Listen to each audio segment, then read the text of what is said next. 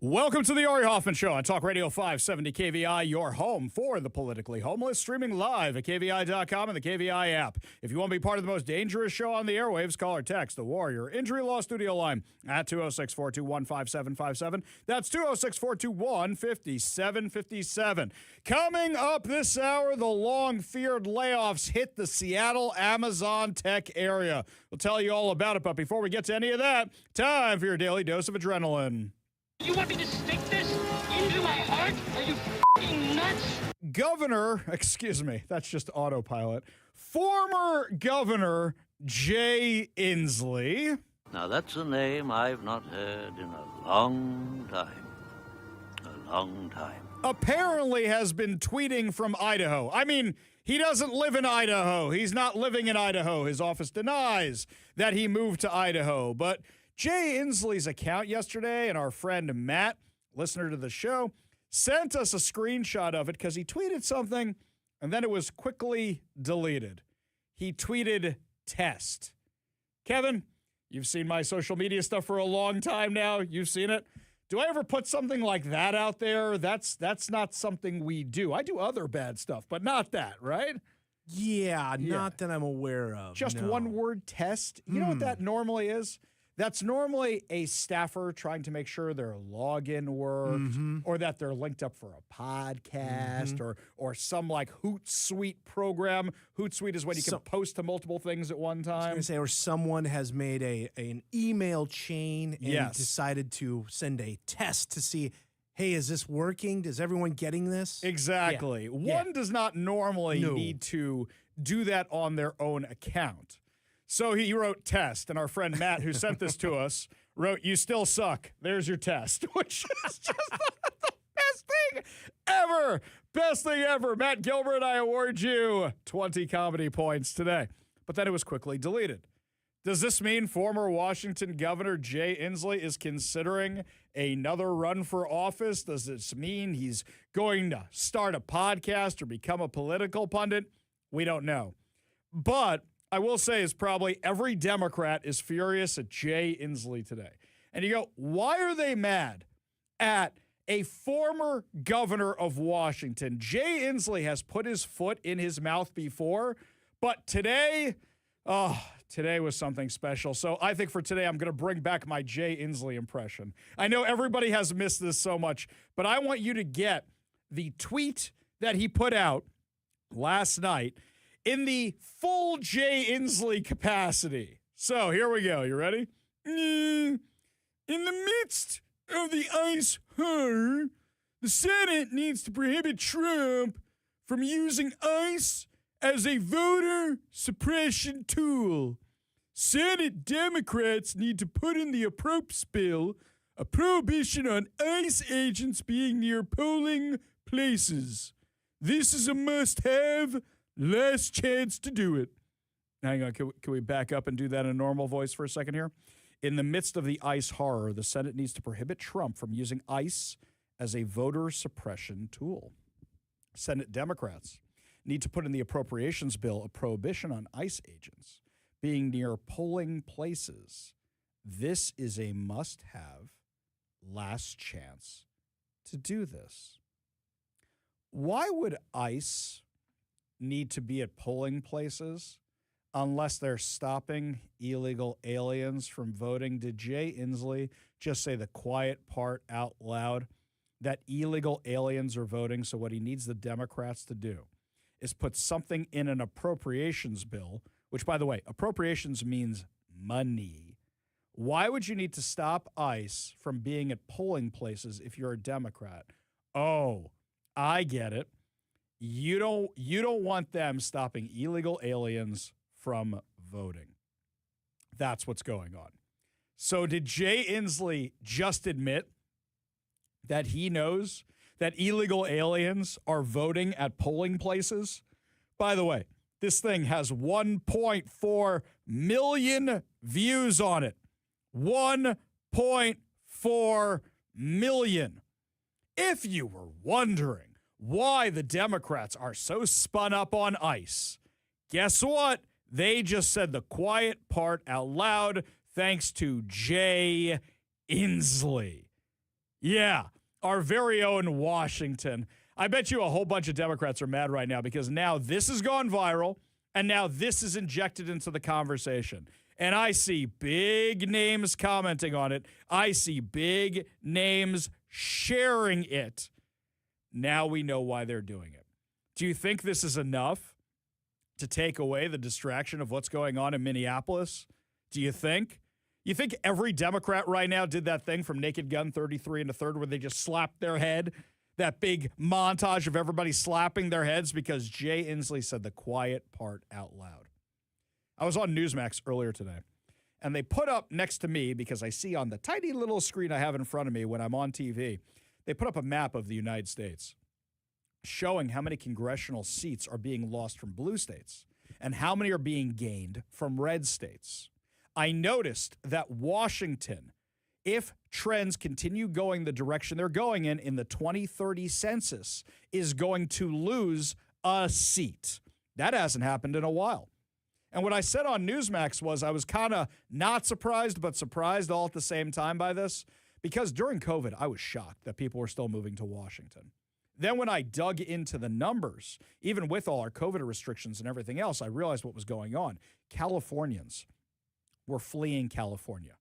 They were going to Florida a little bit, but the majority of them were going to Austin, Texas, and Seattle, Washington area, because they still wanted to be in a blue state with all the liberal values, but their voting record had destroyed California and they wanted out of there, so they came up here.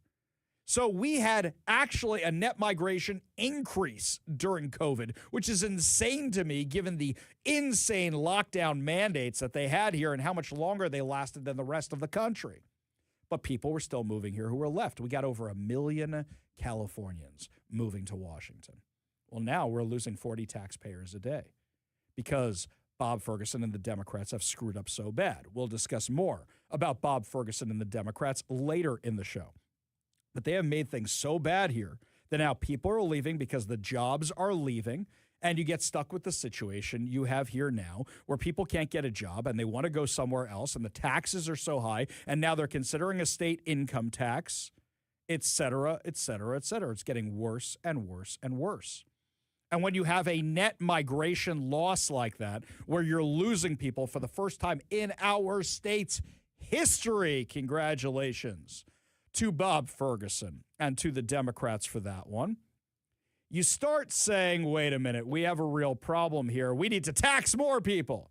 They're not doing a check and saying, hey, maybe this was a bad idea. Maybe we need to fix this. Maybe we need to go in a different direction. No. Instead, it's distract. Over the summer, a poll was released from Cascade PBS. Hang on.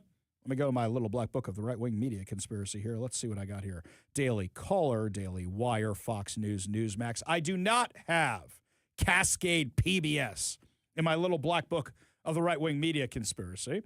But if you look at the numbers there, Bob Ferguson's poll numbers are a disaster, an absolute disaster. And I assume they have not gotten better, because they've decided to tax everything they possibly could in the world.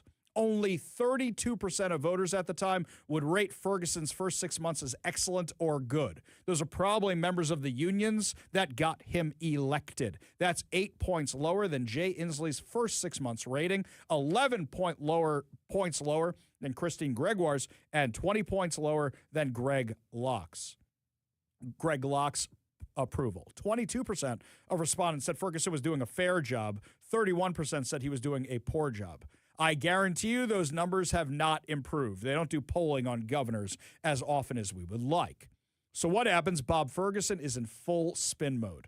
Remember that press conference we played you clips of the other day, where he starts weighing in on what is happening with ICE in Minneapolis? It's not happening here. Somebody said to me, oh, Washington is definitely going to be ICE's next target. They're already here. They're already doing what they do. If you're a social media person, follow ERO Seattle on X or the ICE account for Seattle's division of ICE. Follow it. You know why? You're going to see exactly who they're picking up. And you're talking about rapists, murderers, child molesters. But the activists don't necessarily know where they are because they're a little bit more subtle out here. Katie Daviscourt has been posting videos of ICE doing its thing out here. Bob Ferguson admitted in that press conference he had no power to do anything about this at all. At all. But he made it his mission to say, and we're going to hire new people, and we're going to get attorneys, and we're going to write strongly worded letters to the manager. Today, just an hour ago, he comes out with this. You ready?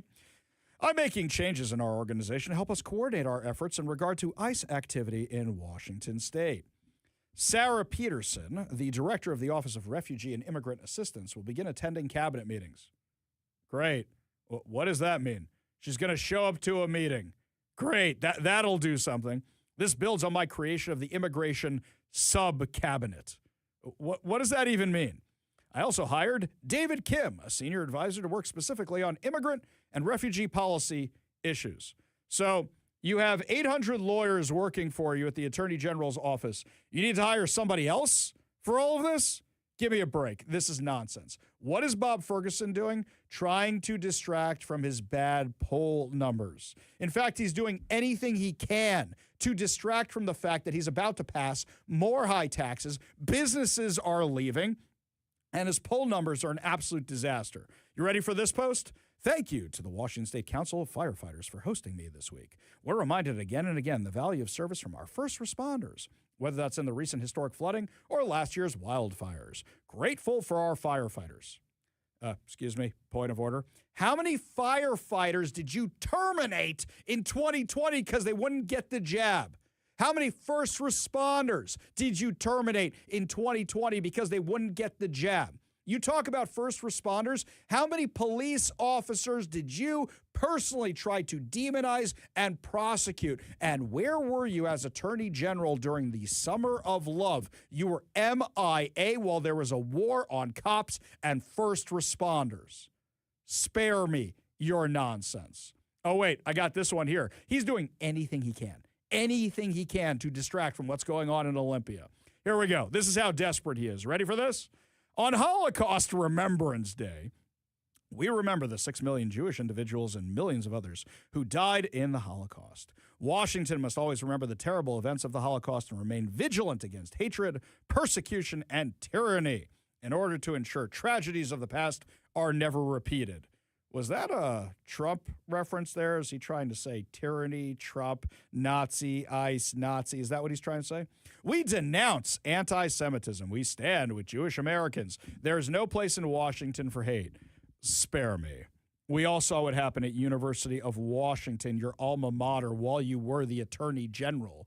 You didn't say jack squat.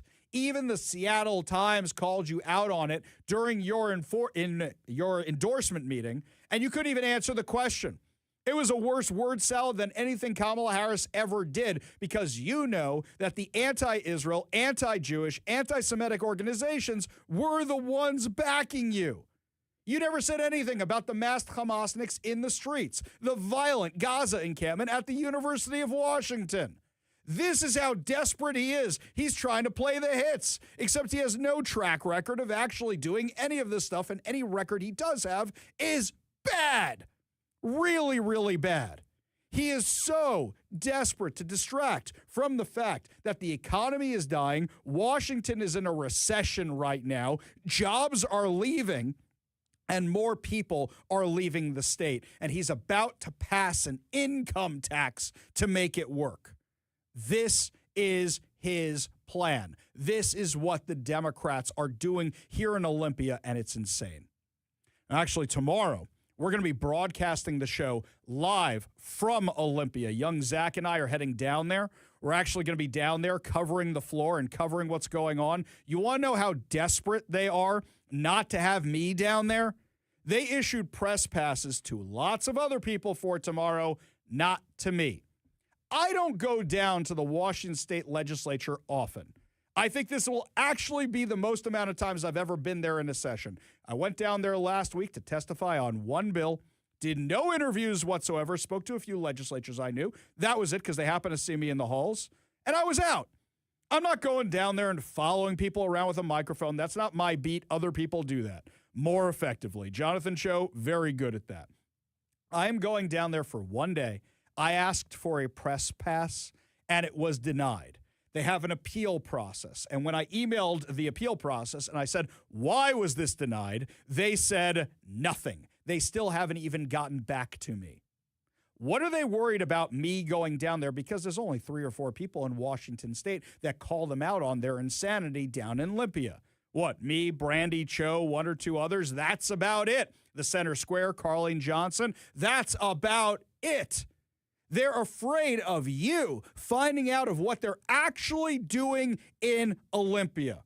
That's what they're worried about. And some people who are desperately holding on to the dying newspaper media are trying to protect their fiefdom by not letting people who actually report what's going on in Olympia down there to report on it. And it's twisted, really twisted. You better believe that once I find out who was behind all this, and I have a pretty good inclination of who it was, we're going to name them on air. This is why the media is dying. They could cover what's going on in Olympia. They could call out Bob Ferguson on his nonsense, and yet they're not doing it. Bob Ferguson doesn't want you investigating the fraud allegations here. Why is it that anytime Chris Daniels or Carleen Johnson ask him about the fraud allegations, nothing to see here. They ask Nick Brown about it. Nothing to see here. Washington State Auditor found verified evidence of problems at the Department of Children, Youth, and Family. Nope, we're not going to investigate it. And then all of a sudden, like that, she's saying there's no fraud. She's saying they're not going to investigate anything. They don't want transparency on anything they're doing. So Bob Ferguson is about to pass an income tax, despite the legislature voting against one last year, despite you voting against one 9 times, despite the Washington State Constitution saying no income tax. They're about to push this thing forward. Why? So they can keep the gravy train rolling to all these fraudulent organizations, all these wastes of money here in Washington. They want to take your money and use it on their stupidity. And we're not just talking about self-service stations for men that are art galleries. We're not just talking about trans surgeries for people who are in prison for felons. We're not just talking about that. We're talking about things they know are fraudulent because one of 2 reasons. 1, they want to keep their voting base happy. Two, they want to look the other way because they think it's racist to actually call it out. Let them steal the money. Let them steal the money. It's one reason or the other. Why do you think they don't want me down there? Why do you think they don't want sunlight on this? And why do you think they don't want ICE at polling locations? Jay Inslee said the quiet part out loud. He doesn't want ICE at polling locations. Why would ICE be there? You mean maybe to scare away the voters? Here's something else, my friends. Do we have in-person voting here in Washington? No, of course not. That means Jay Inslee is talking about the rest of the country. What, you think they don't have little meetings behind closed doors, the Democrats? There's meetings behind closed doors of Republicans. I've been in a couple of them. You think they don't have meetings behind closed doors? Of course they do. Jay Inslee didn't spill the tea on Washington. He spilled the tea on every single blue state in the U.S. Why do you think they wanted the border wide open? Because they want the illegals voting. And if you had any doubts before, 1,000%, you know they are confirmed now that that is happening because Jay Inslee just said it out loud. We go to the Warrior Injury Law Studio line. Take a call from Chris in Bonnie Lake. Chris, it's been too long, man. How you doing? Hey, buddy, good. I just got a haircut, so I'm feeling like $1 million. I hope it didn't cost that much. Yeah. No. But, dude, a $25 for a senior haircut. I mean, I'm like, ooh, that's the senior discount? That's the senior discount? What happened to like $8 supercuts or whatever it is? Is there inflation? Right? Is that what's dude, going on? This was at Great Clips. That's where I go, and I get the same gal every time, and I get the senior. I look at it, I'm like, $25? I go, well, that doesn't seem like that great of a deal. Yeah, exactly. But anyway, so since our Constitution is very explicit, no income tax, and Turd Ferguson stood up and put his hand on a Bible and said that he would, support and defend the Constitution of Washington State. Should we get Hayward or Mike from the Article 3 people? When are we going to get it either an impeachment going or a recall because it's a clear shut case of, not violating your oath of office. What about Ilhan Omar? What about Kashama Sawant? What about Pramila Jayapal? What about all these people who said they hate America? What about people like literally the easiest case is Ilhan Omar, who said she was doing all this for Somalia, not for the United States of America? That should be the easiest open and shut case. Chris, appreciate the call. Appreciate you being part of the show. You want to be part of the show, you give us a call or a text at 206-421-5757. That's 206-421-5757. 5757. I love the people over on the text line who are saying, where's the polling places? We don't have polling places. Do you understand that Jay Inslee is so dumb that he gave this away for the entire U.S. for what the Democrats are doing? He gave away the plan for all of them. Yeah, it's not like we're going to put ICE agents at drop boxes here in Washington or post offices. That doesn't make any sense. He gave it away for the entire U.S. Jay Inslee, the gift that keeps on giving. We got a whole lot more to discuss as the show continues. Speaking on gifts that keep on giving, bad economy is now costing us more jobs here in Washington. Amazon's laying off a bunch of people. We'll tell you what's going on when we come back. You're listening to the Ari Hoffman Show.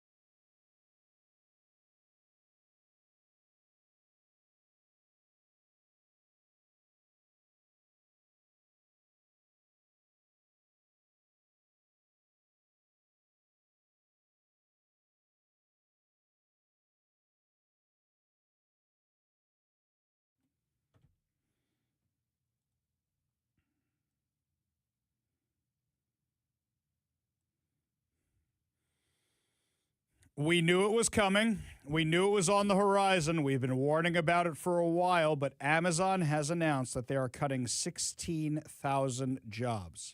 Now, there are estimates about how many are going to be hitting our area. They are not all here.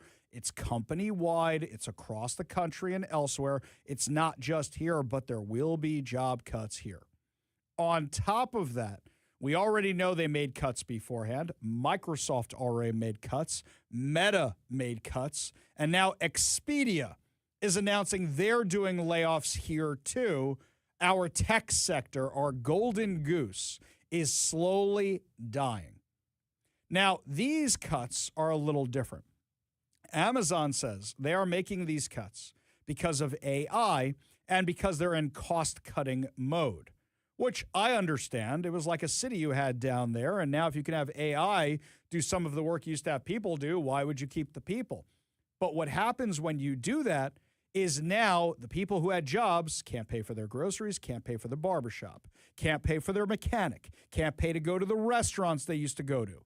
So what do? They look for another job. And if they can't find another job here, it's not like Washington is really hiring right now, they go elsewhere, which now means that grocer, that mechanic, that barber don't have a client anymore. And this has a trickle-down effect, where now if the barber can't make it, he closes and more people get laid off. And if the mechanic can't make it, he closes and gets laid off. And if the grocer can't make it, they close the store and more people get laid off, and so on and so on and so on. Yesterday, Amazon announced it was closing a bunch of its to-go stores and Whole Foods. And I got to say, I was kind of wondering why they were having some of these stores still, given the fact that their whole thing is about bringing it to your house. If you can bring it to my house, why would I want to go out and get it? Now, that's something else that's going to have an impact when more and more people are ordering stuff online, which is good for Amazon. Less and less people are going to traditional grocery stores. Are we going to see an effect of that happening as well? This has huge implications. And really, it was Washington that did this to themselves.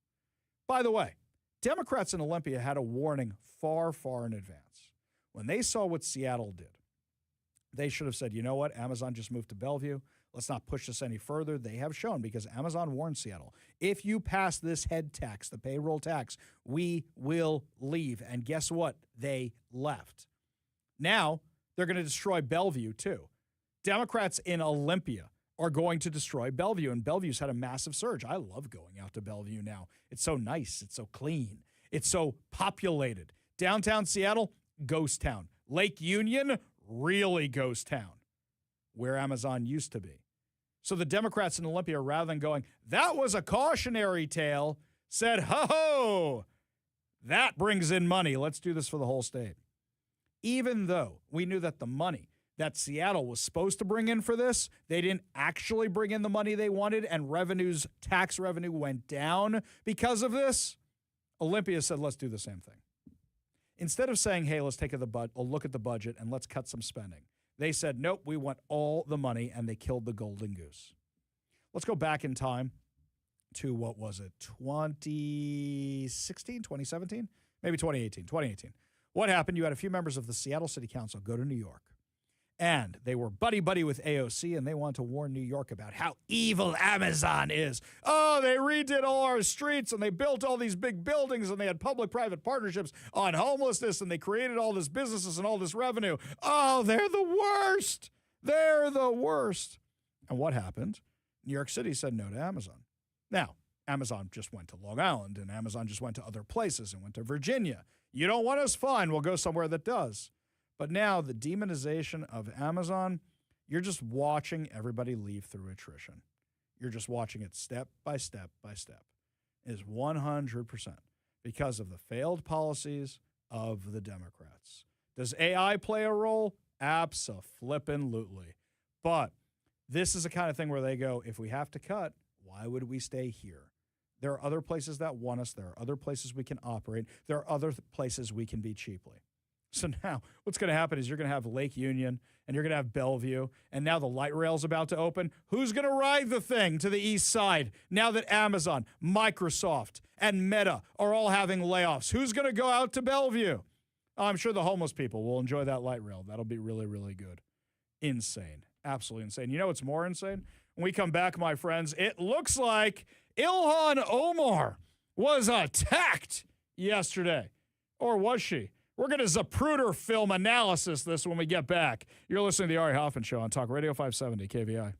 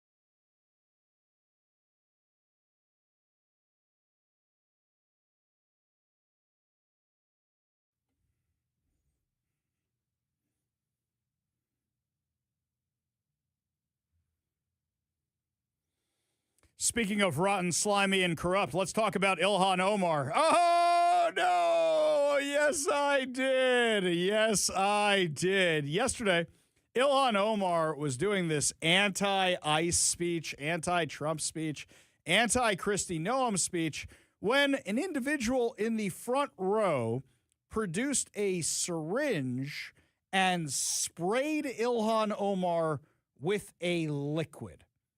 Now, my first thoughts on seeing this video was, political violence is bad. You shouldn't attack Congress, ladies. My second viewing of this video, this is the fakest looking thing I have ever seen in my life. Let's go through why. So this slob of a guy is in the front row and the camera goes to him multiple times and he's a shifty looking fellow.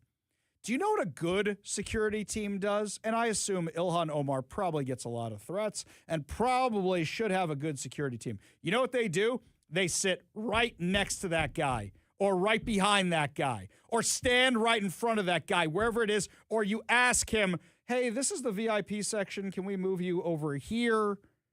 There's many ways to deal with this, and how do I know this? I have security guys I work with. I know these things. I've seen it happen with my own 2 eyes. So he's left in the front row. Okay, you have a garbage security team. Let's do that. Second of all, she gets sprayed with this liquid, and her immediate reaction is to go chase the guy. Not, let me brush this off. Not, what is this stuff? Nothing like that. It's, I'm going to go chase the guy. Now, you may say that's brave. You may say that's bold. I say that's stupid. A guy just assaulted you. Yes, it's assault. A guy just assaulted you. And then you go, I'm going to go get him. When you have security guards in the room, let them go get him. Trying to look tough. Here's something else. When somebody was sending white powder to the synagogues, I remember this like it happened just yesterday. This happened right after October 7th. Somebody in the Seattle area was mailing white powder to the synagogues. And one showed up at the synagogue across the street from mine, and I came down there, and hazmats everywhere. Everybody's all over the place. And it was a friend of mine who was working in the synagogue office that actually opened the envelope. Now, he actually used to work for Congress people. And he told me afterwards, while they were hosing him down, and they had him in a shower like it was The Rock, like it was one of those movies. They're hosing this guy down. I said, dude, you okay? He goes, I open the envelope, I get the puff of powder, and I said, oh no, not again. But immediately they were checking him for what's going on. Now, Ilhan Omar wants to look tough, okay? I get that, but you know what you say? Hey, guys, can you wait 10 minutes? I'm going to go over here and get checked out, and we're going to make sure everything's okay and come back later. And she would have gone the, woo, woo, and then she would have come back in the room, woo, woo. She didn't even check to see if it was hazardous or not. Not at all. Didn't even look into that. That is emergency response 101. You call 911. Hey, a congressperson has been sprayed with this stuff. We should really check out what it is. Third, and here's my favorite thing. She's not pressing charges. In fact, the federal government now wants to press charges. Dude assaulted a congresswoman. You should press charges. Why wouldn't Ilhan Omar want to press charges against the guy who threw stuff on her? If it was me, I'd say give him the chair. Okay, maybe he doesn't deserve the chair, but give him the maximum. Max him out. So this whole thing makes no sense to me whatsoever. And then the more we learn about it, the less sense it makes. This is CNN. So we have some news just into CNN. We were talking about the attack on Congresswoman Ilhan Omar at a town hall just a moment ago. Just into CNN right now, police believe the substance that was sprayed at her by this 55-year-old man was apparently apple cider vinegar. Again, you see the video there. Omar responding by saying that she will not be intimidated. You see the man being tackled there. He has since been arrested and is facing criminal charges. We have Jeff Zeleny with us. Jeff, obviously this just a pattern of tension and frustration and violence in Minnesota, one that has led to calls for the administration to get rid of DHS Chief Kristi Noem. All right. Stop with that nonsense. Okay, so apple cider vinegar. Something smells like that, you should have suspicions immediately. But here's something else. Why did it take so long to test it? Why did it take so long? Maybe you didn't call hazmat. By the way, here's something else. I know that when I was running for office, people who were working on my campaign always had spare shirts, spare clothing. The trunk of my car was like a wardrobe. It had all this stuff back there.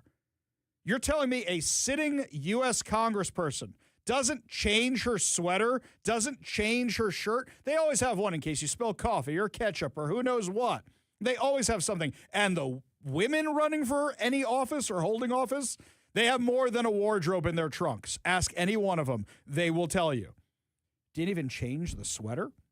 Here's something else. I don't know about you. The smell of vinegar really, really bothers me. Really bothers me. You don't want to get rid of that right away?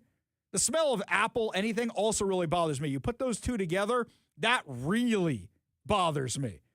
You didn't want to change out of that? I thought I was the only one. I really dislike vinegar, the smell of it, and Yeah, vinegar really bothers me. Sea salt and vinegar potato chips, that's a no-go for me. Same. No-go. You know the problem is everybody else in my house loves them, and anytime they crack those suckers open, oh yeah, it's no good. Yeah. In fact, you'll like this one. Vinegar you put on jellyfish bites. When I used to work on beaches and stuff, we would keep these vinegar packets on the boat. Always smell terrible, even though you're outdoors. You can smell it everywhere. The only other thing that bothers me that much is apple sauce, apple cider is also in my wheelhouse for that. So you put those two together, it's Ari Hoffman's worst nightmare. My absolute worst nightmare. You don't want to change, do something about it?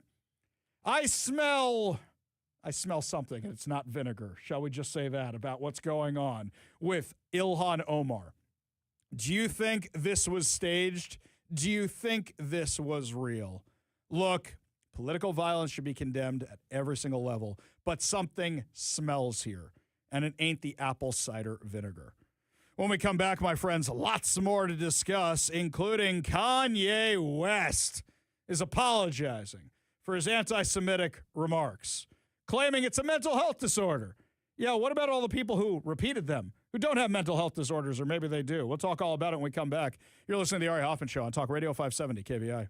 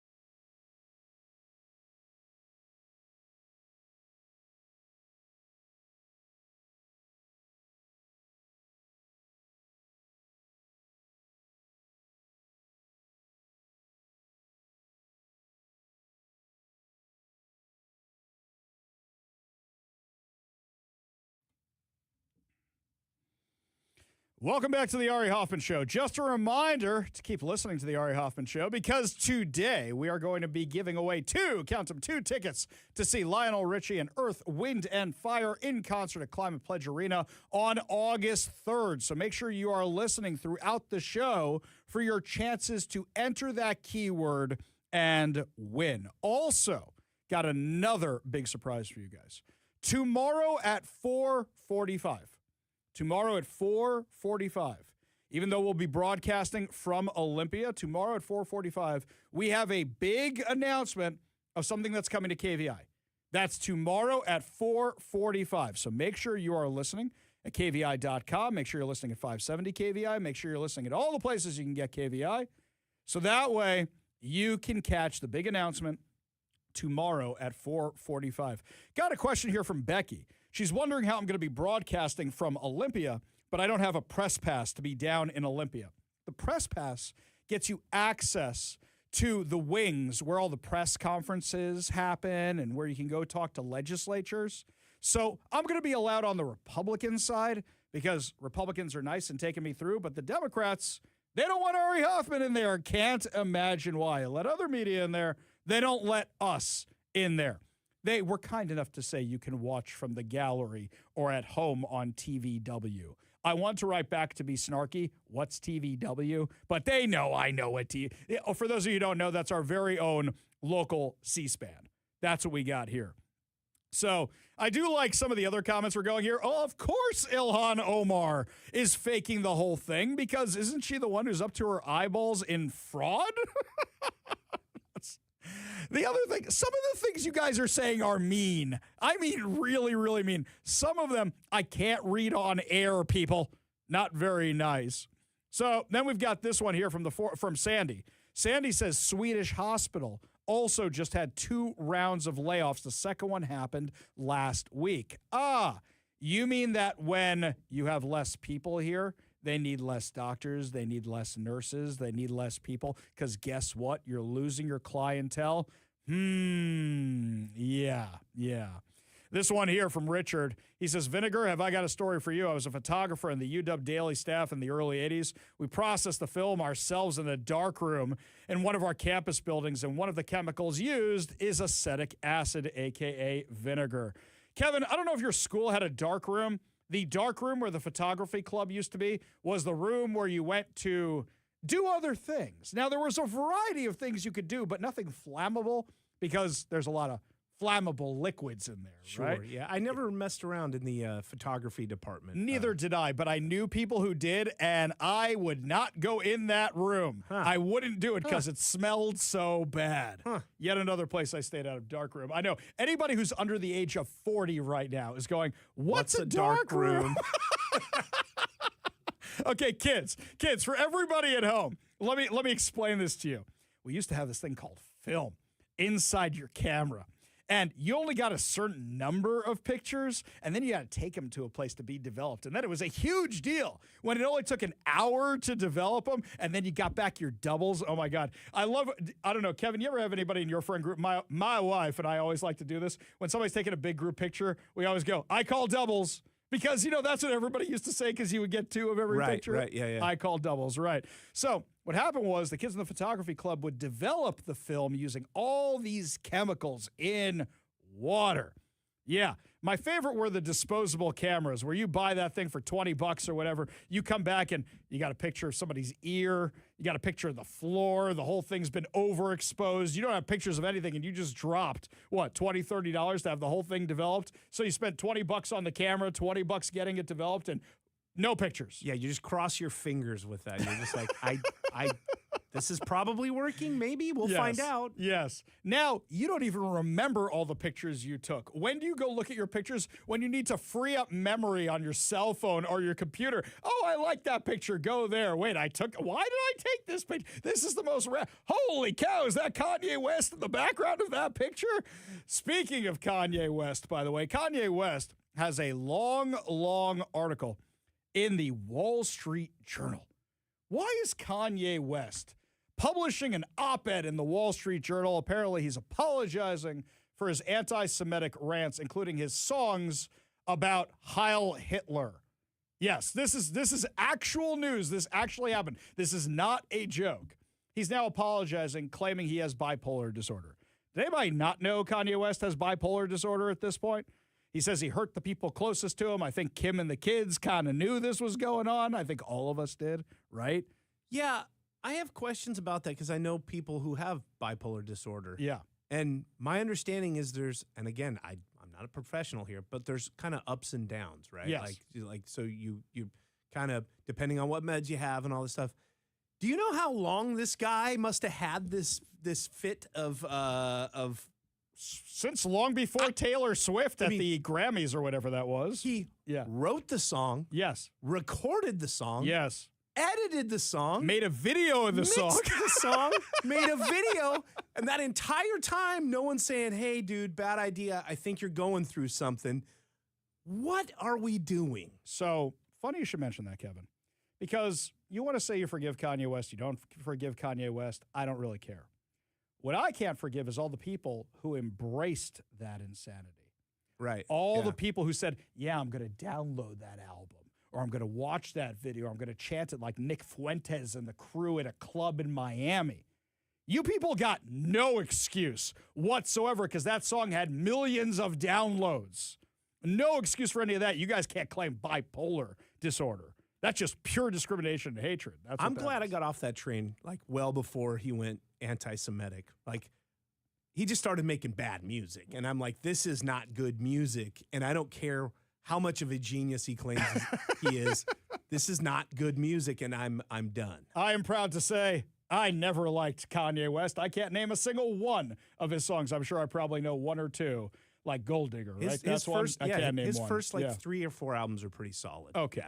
Yeah, so I'm just proud to say, didn't like him from the get-go, but that's because I'm not cool enough to know what any of that stuff ever actually was.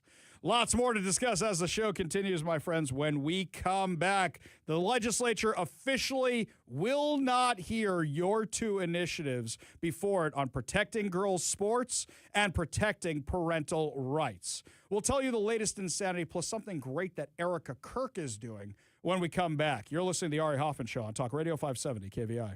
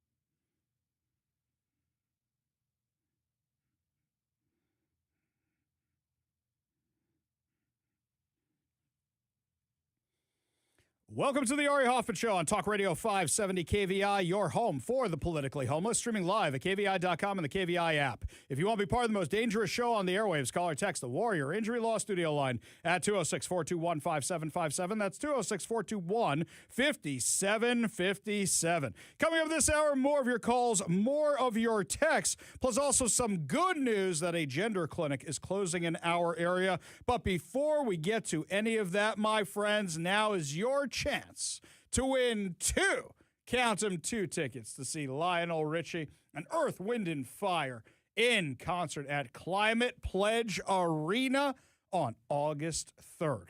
Now, when I give you the word, all you have to do is enter the word, text it to the number I give you, and you'll be entered in your chance to win 2 tickets to see Lionel Richie and Earth, Wind, and Fire. Do not give me your name. Do not give me your email address. Do not give me any other information. Do not enter it more than once. One time. That is it. So, today's word is brick, as in brick house. Not brick house, just brick. B-R-I-C-K. Text the word brick to 206-421-5757. That's 206-421-5757. Remember that tickets go on sale at the end of the week. You can win them right now.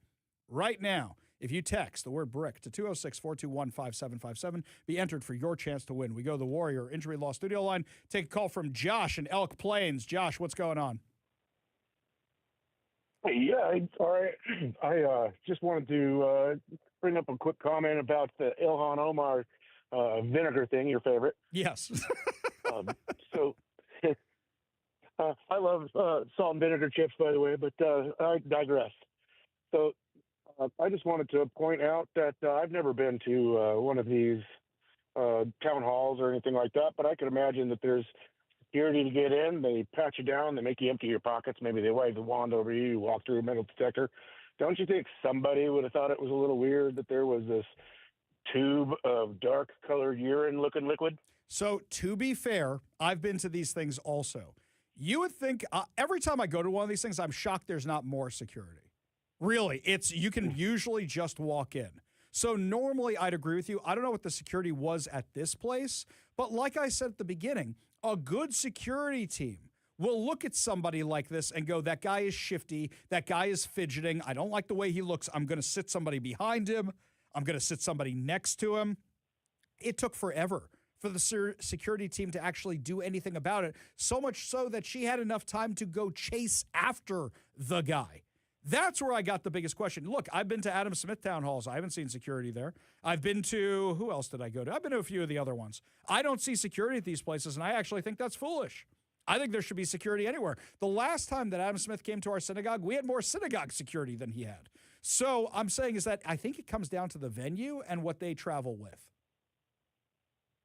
Fair enough. Okay. Now, I won't hold the fact that you like sea salt and vinegar chips against you. That's fine. Apparently, I'm in the minority on that one. Everybody else seems to like them except for me and Kevin. So actually, technically right now, Josh, you are in the minority. Oh, wait. We have a special guest in the other room. She says also that she doesn't like them. Now you are definitely in the minority. That is 3-1, Josh. Man. I'm very sorry. You lose today. Thanks. All right, man. You take care. Appreciate the call. Appreciate you being part of the show. You want to be part of the show, give us a call or text at 206-421-5757. That's 206-421-5757. A lot of you are asking me if I've ever been to a Somali restaurant, and apparently they smell really bad. Number one, I have been to a Somali restaurant. Wasn't kosher. I was meeting somebody there for a meeting one time. I did not enjoy the smells. Actually, Ethiopian Jews, when they were brought over to Israel, they were basically refugees from Ethiopia. And when I was a kid, the trendy thing to do when you're in gap year studying in Israel was go help out in the Ethiopian refugee camps. And what you would do is you would go there and spend the Sabbath with them, and they make all their food, and it smelled awful.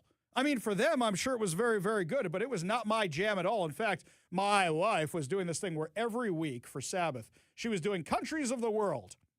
So she started A, let's do food from Africa. I'm like, not Ethiopian food. And then when she got back up to E, she's like, maybe Ethiopia. I'm like, not Ethiopian food. It just smells. It's not my jam. I'm sure some people like it. It's not me. It's like, have you ever been to the Coca-Cola factory? I got to stop you because we've talked about this behind the scenes. your take on food should just be thrown out the window. You agree with me on the sea salt and vinegar. I do, but I mean, overall, when you're talking about like other ethnic food, ethnic food and everything, yes. It's like, brother, I mean, like it smells awful, man. It smells terrible. But you can hardly eat anything, and you've even said like you have the palate. I of have like very a picky. 5-year-old. The smelling. What do I? Okay, let's be fair. Let me stick up for myself for a second here. You bring in the food. You bring it into the office. Sure. And what do I say every single time? Usually that smells incredible. Right. And you guys go, well, it's like, taco time. So it smells good, but it's not that good or whatever. I mean, it's like fine, but it's like, but no, I mean, I very rarely ever get what you actually like. You know what I mean? That is fair. But I always go, that smells incredible. Kosher pizza and kosher burgers when I can I find eat them. more That's than it. that. You don't have those options around here. I get more than that. Have you ever One been day to you told me steak with ketchup that you were. I don't have steak with ketchup. That is not something I do, sir. That's what you said to me. I cover it in barbecue sauce. Thank you, not ketchup. Thank you very much.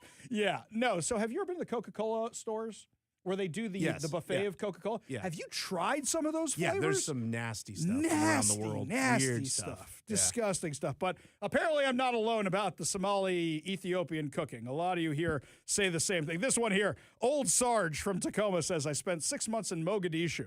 I could still smell it 3 years later. Yeah, okay. Well, anyway, switching gears entirely, here's some good news for everybody around here. Tacoma's Mary Bridge Children's Hospital is going to be closing its gender clinic. Look, as I've said from the beginning of all this, if you're an adult and you want to do something about your gender, that is your business. Doing it to kids, that is a big no-no. Spending tax dollars on it, even bigger no-no for me. This is not my jam. Now, the Mary Bridge Children's Hospital said a few months back that they were suspending it and not taking on any new patients. Also, here's something else. There is not a single legitimate study out there that shows that it stops whatever's going on inside a person's head. That is what should be addressed. In a memo sent to employees on Monday, obtained by the Seattle Times, Multicare CEO Bill Robertson said, recent developments at the federal level have raised the risk that the federal government could cut off payments to the entire healthcare system if Mary Bridge continues providing gender-altering services to minors. This was an incredibly painful decision and one I wish I did not have to make. We recognize how important this care is to our gender health clinic patients and have a sense of the impact this will take on these patients and their families. Yeah, it might actually save some people. You realize that now you are stuck with this for the rest of your life. You have to take the medication, and it's not just one-and-done surgeries. There are other procedures you have to do the rest of your life. Look, when you get older, do what you want. But, if you want to get a tattoo, you need your parents' permission these days. Let's not forget that a lot of the schools have these gender clinics when they can start prescribing this stuff to you without your parents even knowing about it. That's why it is so important that we have in front of us two initiatives, one to protect parental rights, which is so important because right now schools can hide from you what is going on with your kids and not tell you. From the age of 13, they can go to these clinics at the schools. They can start getting prescriptions. And if the kid really wants to hide from you what's going on, thanks to Senate Bill 5599, they can run away from home, become wards of the state. The state can hide them from the parents, and they can go get whatever life-altering procedures they want, and nobody will know about it. Robertson warned that losing federal reimbursement would threaten the health system's survival without federal Medicaid and Medicare payments. Organization would cease to exist, he says. Hospital officials say more than 60% of Mary Bridge rely on Medicaid, known as Apple Health in Washington. The Mary Bridge Gender Care Clinic has provided gender-altering services since 2015. Though the clinic doesn't perform surgeries, it does offer puberty blockers and hormone therapy, which is just as bad, guys. It's not good for you to start messing around with this kind of stuff. There's a reason all these hospitals in Europe have stopped doing it. They don't have Donald Trump as president. Over half the states in the U.S. have enacted restrictions on the controversial procedures for minors. In September, the hospital cut its wait list of approximately 150 families, confirming it would continue treating patients already receiving medication, but would not start new medical treatments for additional patients. Quote, We only made this decision after extremely careful consideration of all options, he wrote, adding that MultiCare had held discussions with local leaders, including members of the LGBTQ plus community, about how to implement the changes and support affected families. The hospital has also removed much of its clinic's online information about gender-altering procedures. In January, President Donald Trump signed an executive order aimed at restricting the controversial procedures. In April, Attorney General Pam Bondi warned that physicians could face felony charges for providing the procedures to minors. State Attorney General Nick Brown's office filed a lawsuit challenging the executive order, arguing that it unlawfully seeks to halt federal funding tied to pediatric gender-affirming care. There's nothing affirming about this. It affirms what's going on in your head and actually causes huge problems for the rest of your life. That's why you see so many detransitioners. A federal judge in Seattle later found the order discriminatory, issued a preliminary injunction blocking it while the case proceeds. Brown is also co-leading a separate lawsuit over proposed federal rules from the U.S. Department of Health and Human Services, alleging that the federal government is attempting to coerce providers into stopping gender-altering procedures for youth and bypassing required legal process for policy changes. Here's the thing. Federal government doesn't have to give you money if you're violating this stuff. And right now, nobody can give me a good reason why you should be doing this stuff. Something going on in somebody's head. Normally, if somebody's saying, hey, like somebody's saying in school, I enjoy cutting myself. You don't say, here's a knife. If somebody comes back from war and says, wow, I'm really upset I didn't get my arm blown off. Yeah, that's actually a real thing. You don't say, let's remove that arm for you. These are actual mental health problems. And instead of helping them, we're affirming them. Oh, you have a right to that. No problem whatsoever. Let's affirm that for you. The suicide rates have only gone up. Do you think maybe it's also once you start introducing a new drug into somebody's system, especially a chemical imbalance, it's not going to be good for you? Maybe. The right thing is to stop all this until there's proven science behind it. But that's not what the Democrats want. That's not what the Democrats want at all.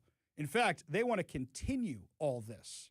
There's some crazy stories I've gotten that I'm still hunting down right now and doing some research into about people said, oh, no, the state's never going to take your kids and just trans them. Yeah, that's actually happening. It's actually happening. Need a few more requests for comment answered before I can go live with some of these stories. But meanwhile, this is why it's so important that parents know what is going on with their kids. We need to know what is going on with our kids. And the fact that this can be going on 8 hours a day in a school and you not know anything about it, right here in front of me. I still have this in my binder right here. The gender card that is given out at Seattle pediatrician offices. I will take you to the bottom of this here. You can check a box. 1, I'd like to talk about what you can share with my parent/guardian. 2, do not share with my parent/guardian. Hey, I'm paying the bills. I want to know what's going on with my kid. Then they have this. My sex assigned at birth was circle all that apply or fill in the blank. Intersex, female, male, I do not care to say, fill in the blank.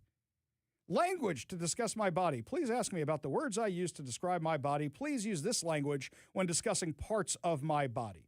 This thing is filled with this, and it all links back to the Q Card Project, which is a project of Seattle Children's Hospital and activist groups. At the very beginning, it says, please call me blank here. My gender pronouns are blank. Circle all that apply for gender identity, trans woman, trans man, agender. Well, everybody's agender. Non-binary, queer gender, questioning woman, man, or fill in the blank. We are encouraging mental health problems. So we should really know what's going on with our kids, right? Well, looks like the Washington State Legislature doesn't want to have a hearing on either of the initiatives. The one to protect parental rights or the one to protect parental sports. They don't want to hear about it at all. So now that they've both been certified by the Attorney General, this is when they're supposed to be taken up by the legislature and they're supposed to be prioritized over anything else. Oh, excuse me, not the Attorney General, certified by the Secretary of State. This is when they're supposed to be taken up by the legislature before any other business, including their millionaire tax. What did the Senate Majority Leader say today about the initiatives? In the Senate, those initiatives have arrived and they've been directed to committees. Will you allow the committee chairs to decide whether or not to have a hearing? I think that our caucus is aligned completely around the idea that there's no good that comes out of hearing the initiatives. No good that comes out of hearing the initiatives. Why don't you even want to talk about them? Shouldn't you want to discuss it? Shouldn't you want to have a vote on it? None of them want to be on record about it. They don't want to be on record denying parental rights. They all want to say, we voted for it the first time. Let's go back in time. Let's Go Washington does an initiative to protect parental rights. Democrats look at the polling on it. They go, we don't want to run against this. We don't want to have a vote against this, so we're going to approve it, and we can always change it later. They approved it before the 2024 election. It goes. It's law. Then you have Chris Rakedal and Bob Ferguson and Nick Brown and everybody trying not to actually adhere to this thing, stalling it out until they had another vote in the legislature last year in 2025 where they undid everything. So now we have to go and do this again. So now a Democrat can claim, I voted for parental rights. I don't know what you're talking about.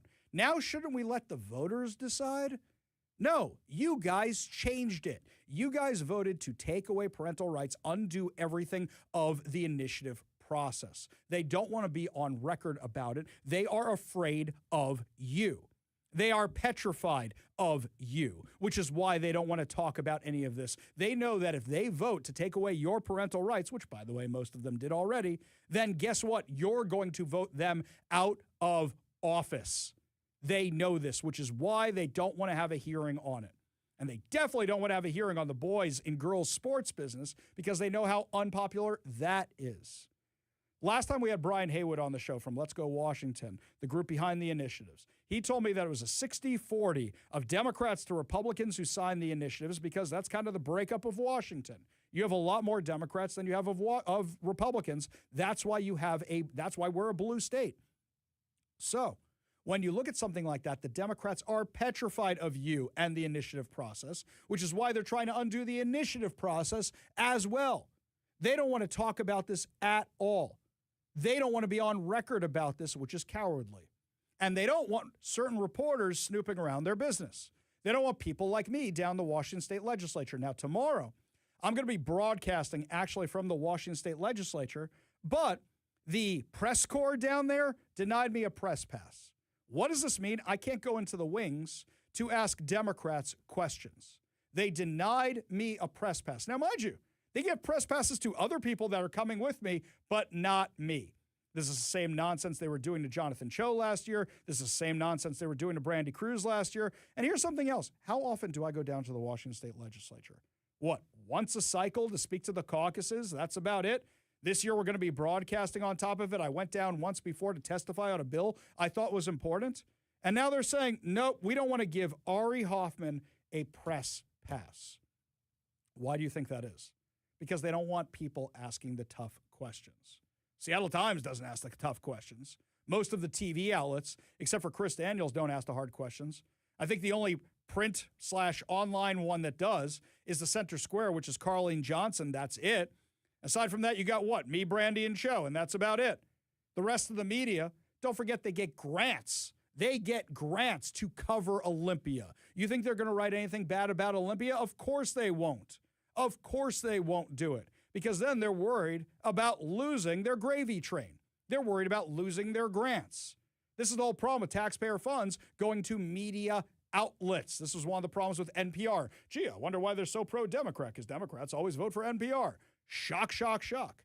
Now, also, just a reminder, while we are down in Olympia at 4:45 tomorrow, we have a big, awesome announcement for everybody. So make sure you're listening at 4:45 tomorrow while we are broadcasting from Olympia for that announcement. Lots more to discuss as the show continues, my friends, when we come back. Democrats want to reduce penalties for sex offenders. I kid you not, that's actually a proposal down there in Olympia. We'll tell you all about it when we come back. You're listening to the Ari Hoffman Show on Talk Radio 570 KBI.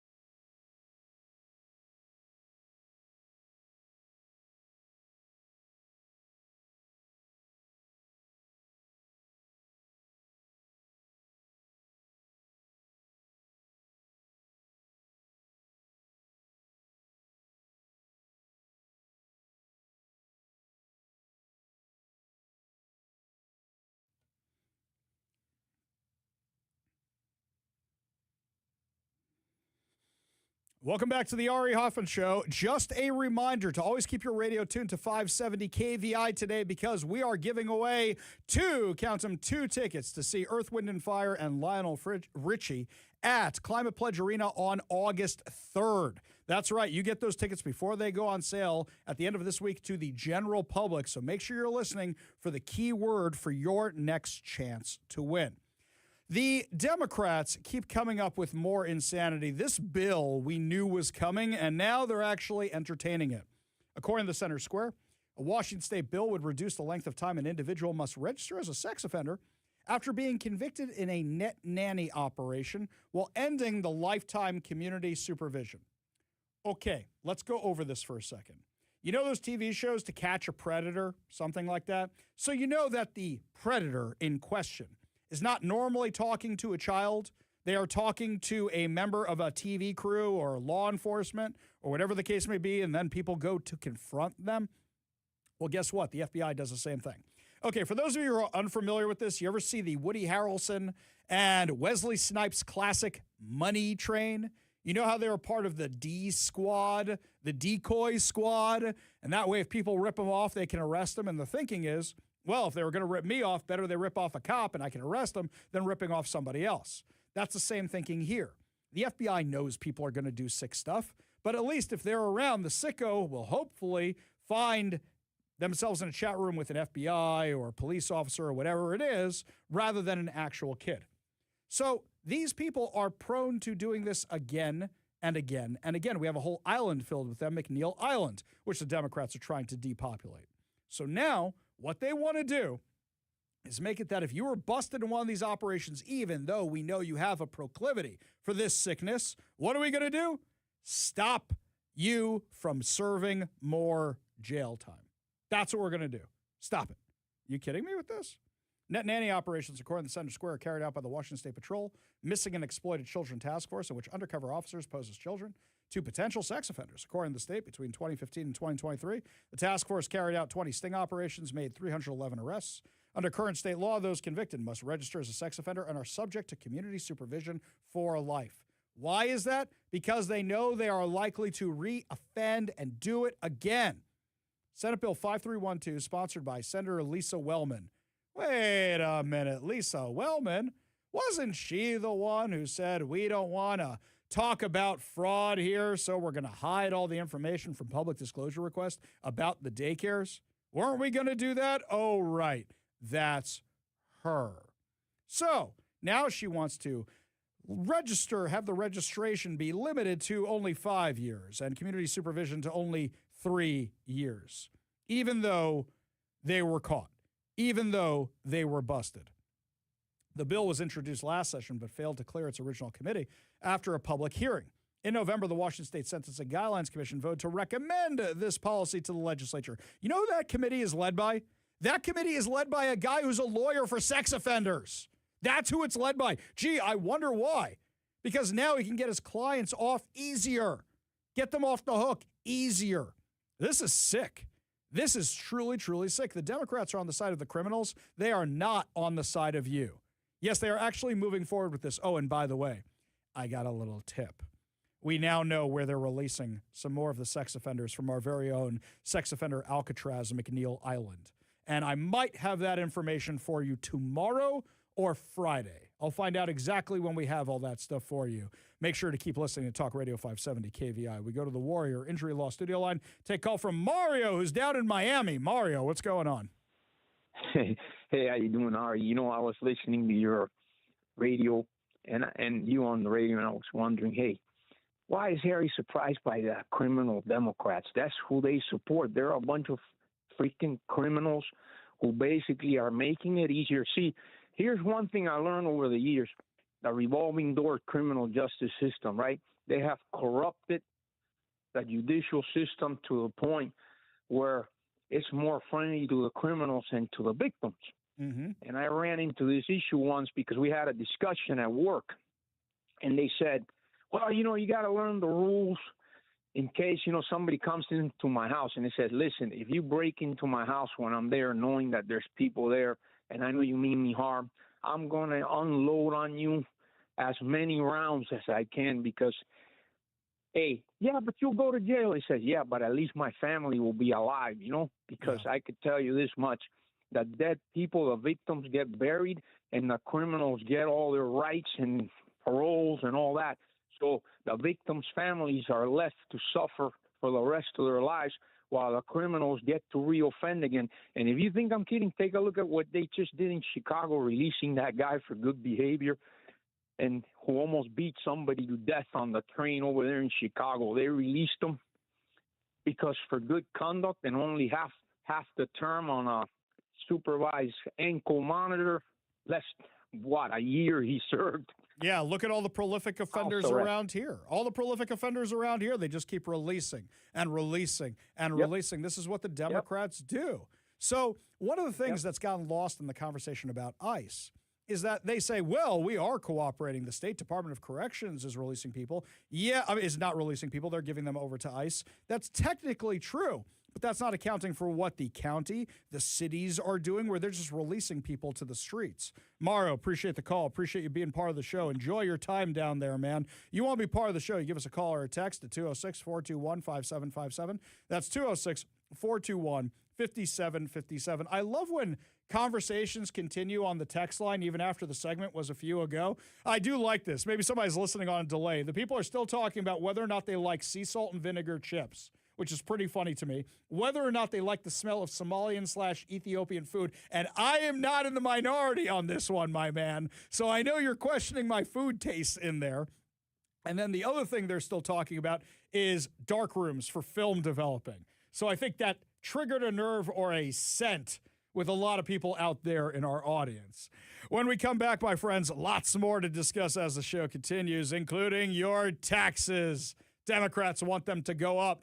Plus, it looks like the Washington Senate is about to vote on that mask mandate for law enforcement and ICE. We'll tell you what's going on when we come back. You're listening to the Ari Hoffman Show on Talk Radio 570 KVI.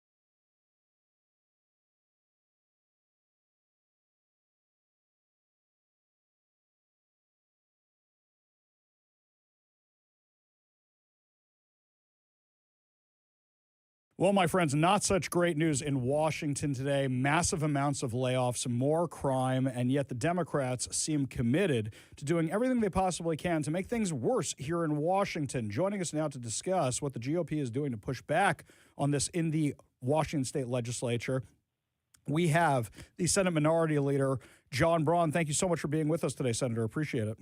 Yeah, thanks for having me on, Ari. Always a pleasure. Now, let's start with the life and death stuff first. We'll get to the economy in a second, but the life and death stuff is we literally have things that are killing kids. We literally have things that are making families less safe. It seems like there might be an opportunity to fix it this session. How's that looking?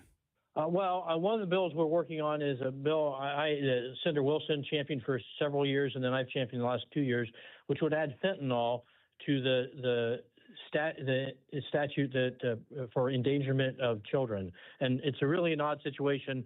Many years ago, this new felony was created. It included meth, but it didn't include anything else. And now, meth's still a problem, but fentanyl is a much bigger problem. And in fact, we have, more and more kids, especially young kids, either die or nearly die every year because of exposure to fentanyl. And yet there's no tool for authorities to charge their parents when they knowingly endanger their child by exposing them to fentanyl. So I have a practical question here. Wouldn't it just be easier to say controlled substances? Because there's so many new things that come out and they all have new names and people can get off on technicalities. Wouldn't it just be easier to say illegal or controlled substances rather than specify every single one? That's right, and that's actually what the bill does. It takes methamphetamine out and replaces it with controlled substances other than cannabis, unless it's a prescription. So it does exactly what you're talking about. It expands this and makes sure that we're using the statute as envisioned for whatever the new problem is after fentanyl, in the future. Now, are there any Democrats who are really pushing back on this, or have they realized the body count this bill has, the original version of this has created? So in the Senate, we've been pretty successful. We passed it out of the Senate. This will be the fourth year. It passed now almost 2 weeks ago off the floor of the Senate.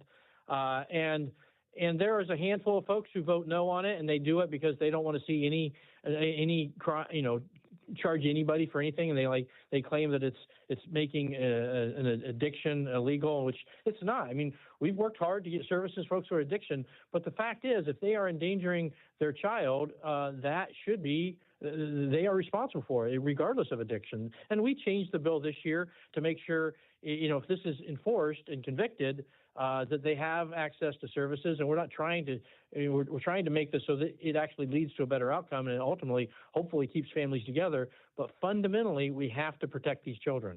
We're talking with Senator John Braun, and now that we've discussed the life and death stuff, let's talk about what could be people's livelihood and the end of the businesses around here, maybe killing the golden goose. So today we got the news of the Amazon layoffs.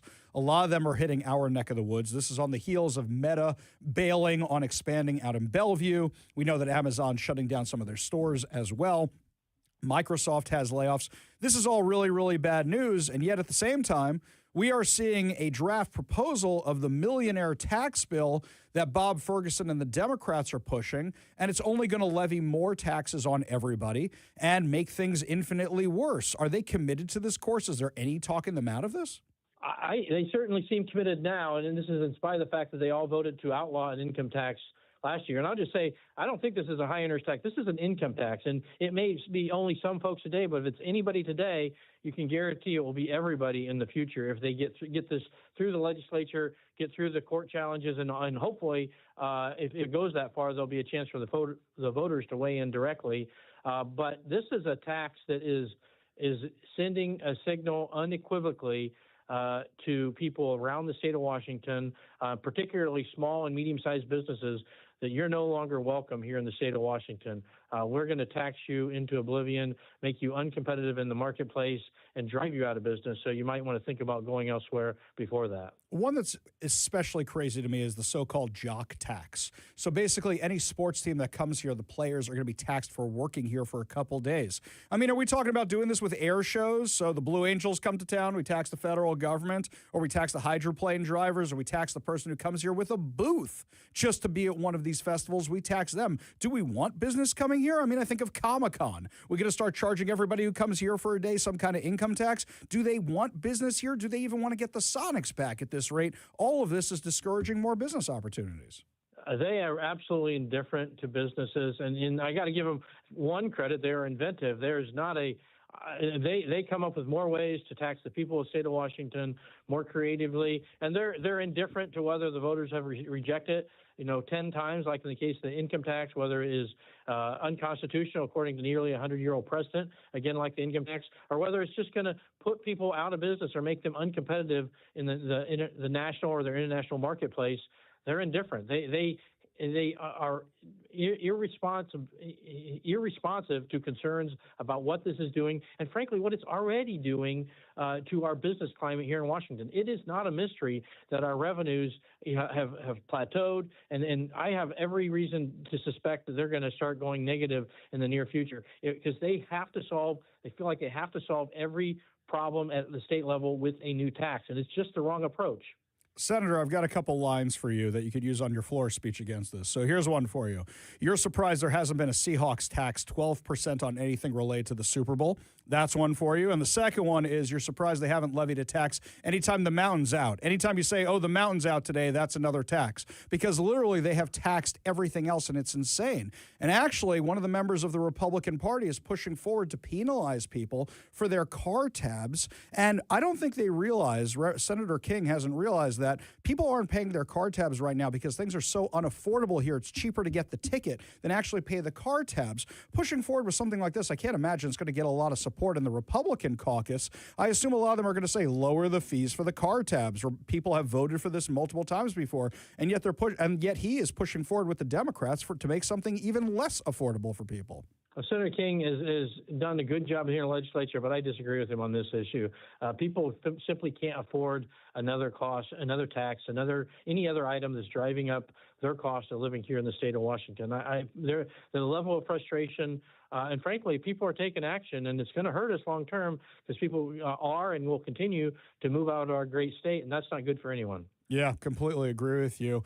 Senator John Braun, thank you so much for joining us today. Thank you for fighting so hard on behalf of all of us here in Washington. Really appreciate your time, and good luck with the rest of the session. All right. Thanks for having me on. You have a good day. You as well. Always a pleasure. We got a whole lot more to discuss as the show continues. You're listening to The Ari Hoffman Show on Talk Radio 570 KVI.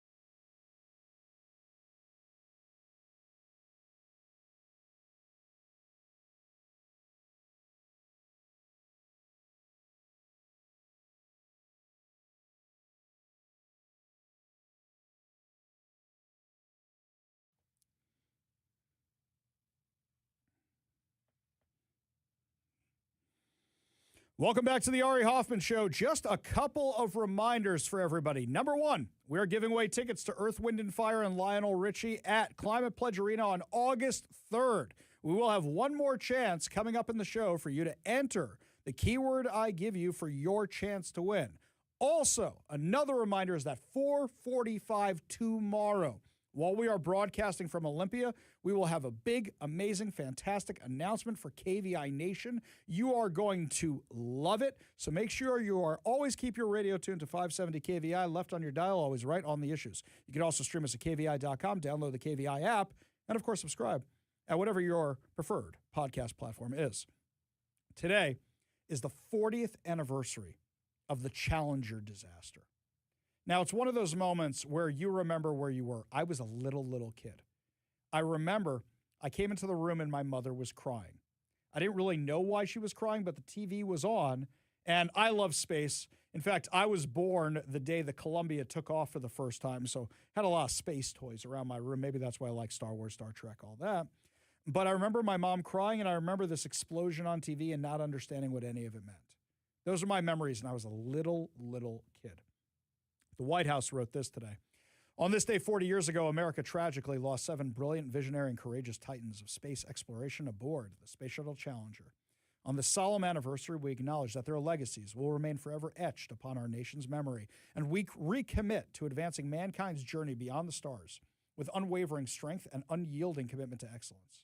On the morning of January 28, 1986, millions of Americans sat in anticipation as a historic launch unfolded on live television. Aboard the spacecraft were 7 remarkable American scientists, engineers, aviators, and high school teachers who were chosen to help inspire the next generation of students.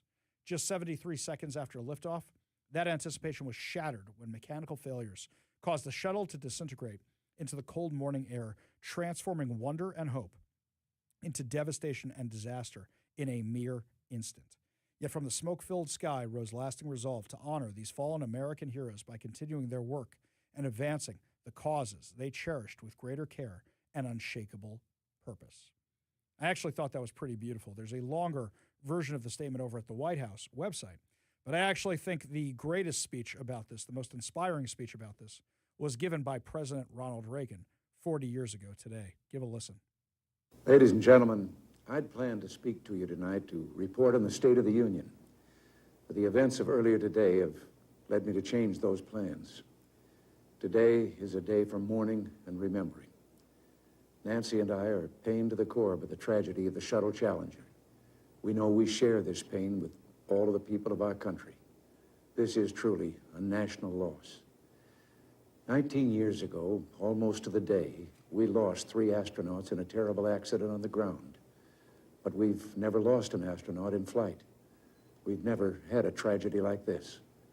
And perhaps we've forgotten the courage it took for the crew of the shuttle. But they, the Challenger 7, were aware of the dangers, but overcame them and did their jobs brilliantly. We mourn 7 heroes: Michael Smith, Dick Scobie, Judith Resnick, Ronald McNair, Ellison Onizuka, Gregory Jarvis, and Krista McCullough. We mourn their loss as a nation together. To the families of the 7, we cannot bear, as you do, the full impact of this tragedy. But we feel the loss, and we're thinking about you so very much. Your loved ones were daring and brave, and they had that special grace, that special spirit that says, give me a challenge, and I'll meet it with joy. They had a hunger to explore the universe and discover its truths. They wished to serve, and they did. They served all of us. We've grown used to wonders in this century. It's hard to dazzle us. But for 25 years, the United States space program has been doing just that. We've grown used to the idea of space, and perhaps we forget that we've only just begun. We're still pioneers. They, the members of the Challenger crew, were pioneers. And I want to say something to the school children of America who were watching the live coverage of the shuttle's takeoff. I know it's hard to understand, but painful things like this happen. It's all part of the process of exploration and discovery. It's all part of taking a chance and expanding man's horizons. The future doesn't belong to the faint-hearted. It belongs to the brave. The Challenger crew was pulling us into the future, and we'll continue to follow them. I've always had great faith in and respect for our space program, and what happened today does nothing to diminish it. We don't hide our space program. We don't keep secrets and cover things up. We do it all up front and in public. That's the way freedom is, and we wouldn't change it for a minute. We'll continue our quest in space. There will be more shuttle flights and more shuttle crews, and yes, more volunteers, more civilians, more teachers in space. Nothing ends here. Our hopes and our journeys continue. I want to add that I wish I could talk to every man and woman who works for NASA or who worked on this mission and tell them your dedication and professionalism have moved and impressed us for decades, and we know of your anguish. We share it. There's a coincidence today. On this day, 390 years ago, the great explorer Sir Francis Drake died aboard ship off the coast of Panama. In his lifetime, the great frontiers were the oceans, and a historian later said he lived by the sea, died on it, and was buried in it. Well, today, we can say of the Challenger crew, their dedication was, like Drake's, complete. The crew of the Space Shuttle Challenger honored us for the manner in which they lived their lives. We will never forget them, nor the last time we saw them this morning, as they prepared for their journey and waved goodbye and slipped the surly bonds of earth to touch the face of God. Thank you. They don't make them like that anymore. They just don't. Words that a nation needed to hear at a very, very challenging time. Where were you when the Challenger exploded? Where were you when the Columbia exploded? I remember that one a lot clearer because I was in college when that happened. Where were you on these tragic days? And did the words of President Reagan make you feel like you could reach for the stars? Because 40 years later, listening to that, when we play it every year on this day, it still inspires me. Give us a call or a text and let us know where you were when the Challenger exploded and what you remember about it. 206-421-5757. That's 206-421-5757. When we come back, my friends, looks like the Washington Senate Democrats have passed the bill to force law enforcement to cover their face as an effort to target ICE. We'll tell you all about it when we come back. You're listening to The Ari Hoffman Show on Talk Radio 570 KBI.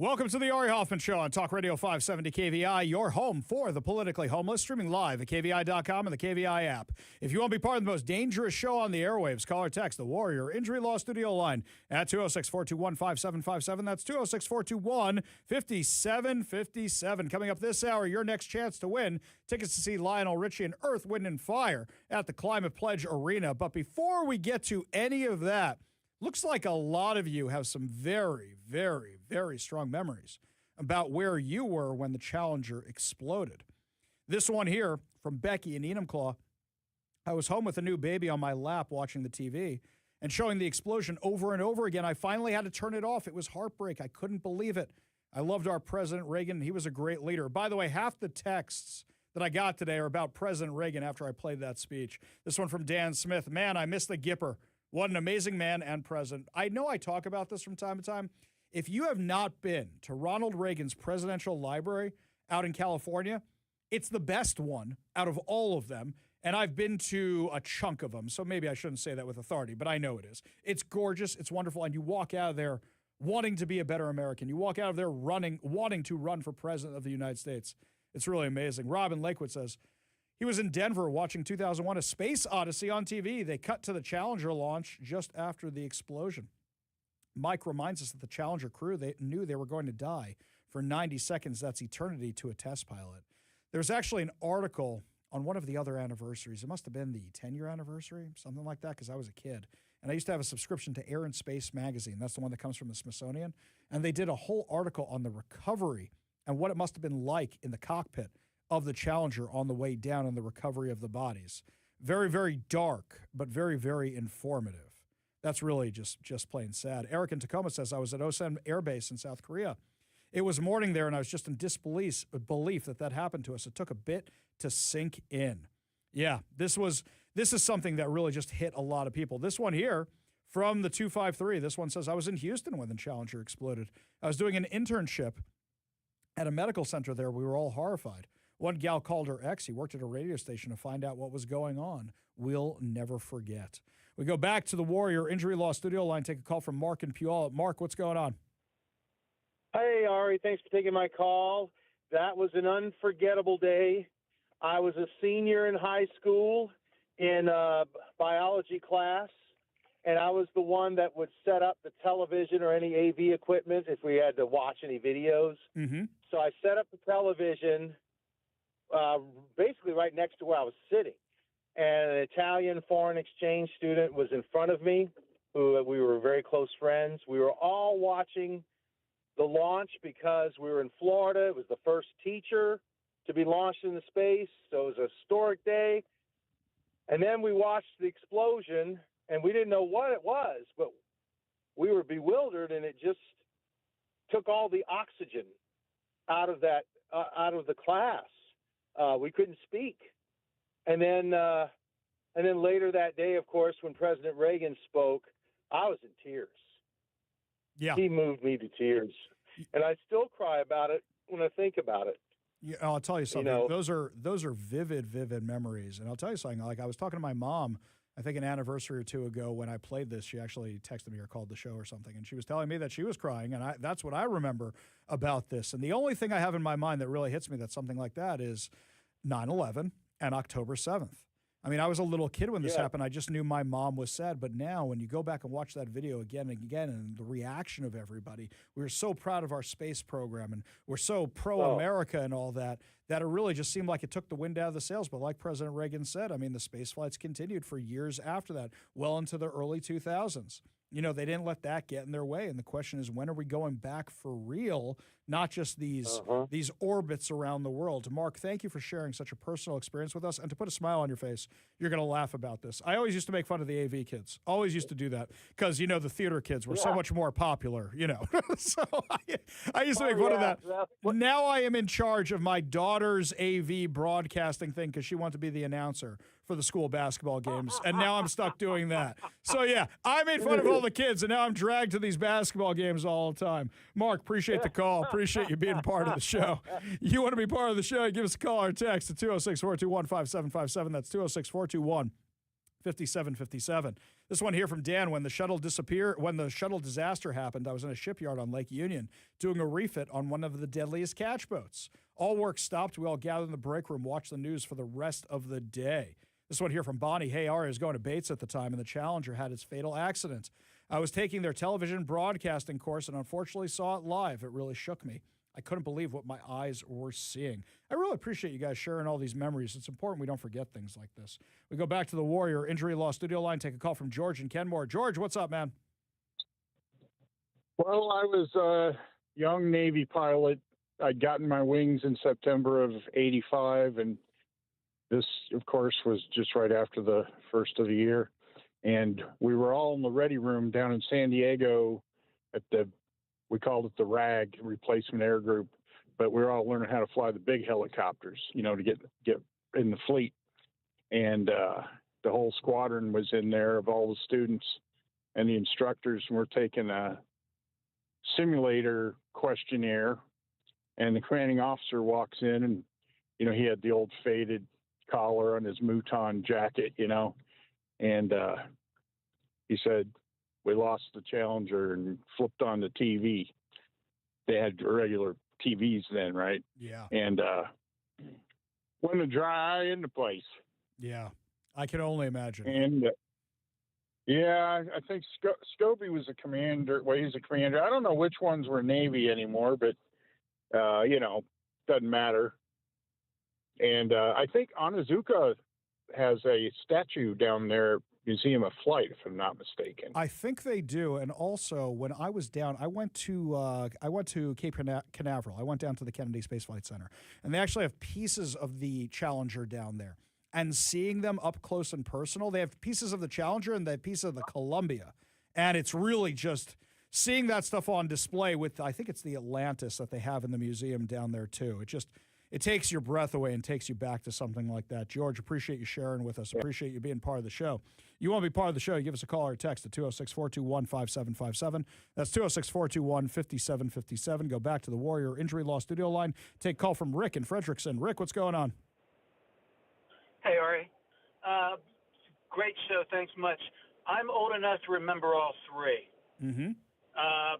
Apollo 1 went up 59 years ago yesterday. Yeah. It burned up on the pad. Yeah, I forgot about that. I was at McCord. Mm-hmm. I was at McCord when the Challenger exploded. We were putting supply line on the back of our engine at the fire station. And all I remember is just walking around numb the rest of the day. And then when they went back up a few years later, I'm standing in the club in Germany, working at the base there. And I was just praying when they went to throttle up, and it held. So they apparently fixed the problem they had with the O-rings. But, yeah, those were 3 bad days. Oh, I'm sure. Yeah. I wasn't around for the Apollo missions. One of the things I always wish I could go back to in history is watching the moon landing. But those are incredible memories. And all I actually say is that with the O-rings, there was a drama, then a documentary on Netflix a few years ago. I'm sure it's still there, where they dramatized the investigation into what happened with the O-rings. I found it fascinating. I think I saw that. Yeah, I can't remember what it was called because our audience would like it. It's got people in it. I think William Hurt was in it, playing the guy who figured out what was going on. But it was really worth watching, especially on a day like today. Rick, really appreciate you sharing those memories with us, man. Thank you, Ari. Have a great day. Yeah, you as well. Appreciate you being part of the show. You want to be part of the show, give us a call or a text at 206-421-5757. That's 206-421-5757. Looks like we got some breaking news for you right now. Talk Radio 570 KVI. Breaking news on the Ari Hoffman Show. Democrats in the Washington state legislature have now officially passed the bill barring law enforcement officers from wearing masks while they are doing law enforcement stuff. Now, we know why they did this. They did this to target ICE. But the interesting thing is they have no jurisdiction over ICE whatsoever. This is entirely virtue signaling from the Democrats in the Washington state legislature. Now, the House will pass it as well, even though the Republicans are not voting for this. The House will pass it. Bob Ferguson will sign it. And then what does that actually mean in practice? So what it actually means is ICE isn't going to listen to it. They don't have to. But what it will mean is anytime ICE is anywhere, you're going to have a bunch of activists with cell phones going, "You're breaking the law! You're breaking the law!" But you got a bigger problem. Your bigger problem is local law enforcement. When they go out and do stuff, and they're concealing their identities for safety, there are already social media accounts dedicated to doxing local law enforcement. And I don't mean like posting stuff they post online. That's not doxing. You know what it is? Posting their address, posting their phone number, posting other personal information, and targeting them. You know how many officers have had to go into hiding after a controversial arrest or something else? I remember during the Summer of Love in 2020, these accounts were having a field day. It was the most traction they ever had. And people were looking at these accounts all the time, and people were going to police officers' homes during the Summer of Love. I remember one video in particular, the activists marched to Mike Solin's house. They went to Mike Solin's house, president of the Seattle Police Officers Guild. They went to his house in the middle of the night. They went to city council members. They went to the mayor's house. They vandalized the mayor's house. I remember this like it was yesterday. So the real world implications are this is going to make less people want to be a law enforcement officer. Bob Ferguson signing this in an attempt to virtue signal against ICE. Isn't he the guy that promised we were going to have more public safety officers? Well, this is going to discourage them from doing so.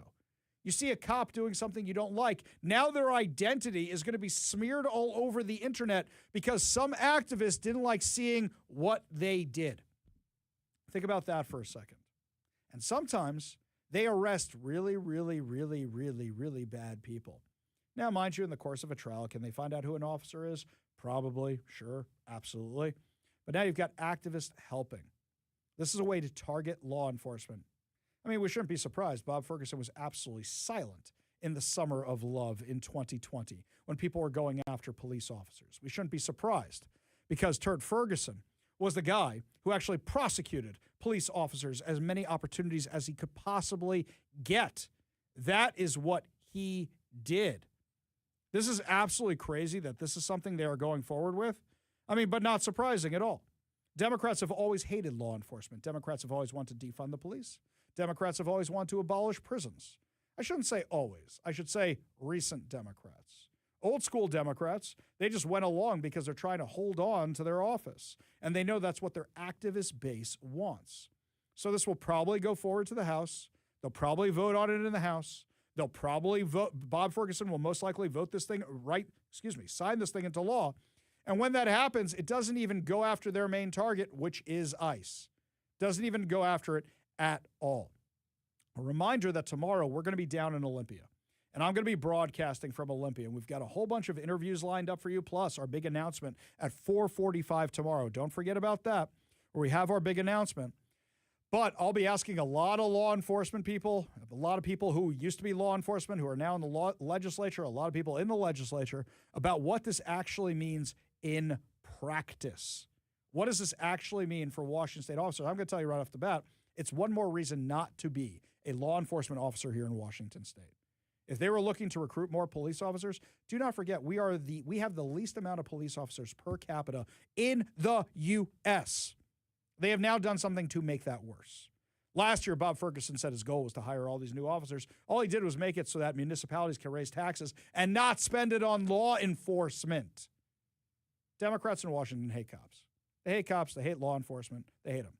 I just want to call out the hypocrisy for a second, is that Bob Ferguson didn't have anything to say when you had Barack Obama deporting over 9 million illegal aliens.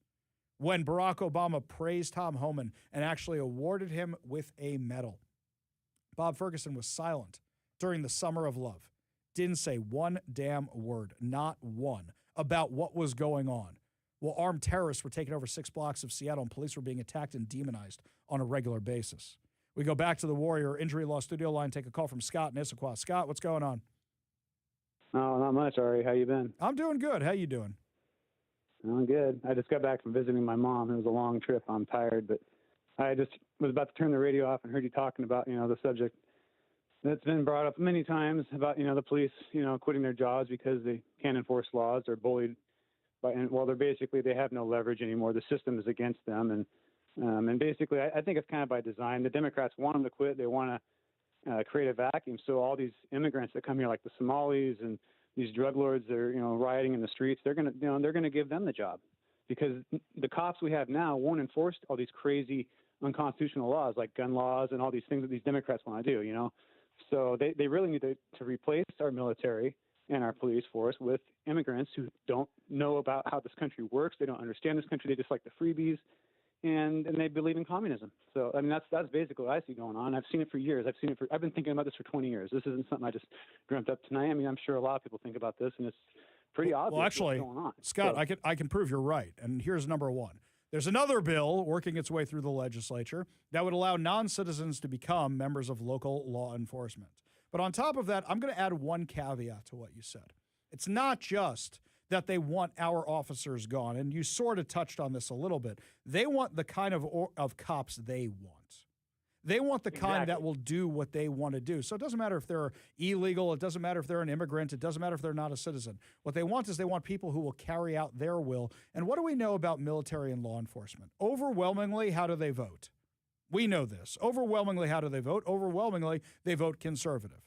They don't want that. Basically. Common sense. Exactly right. They vote common sense. Right, because they see what happens from these bad policies.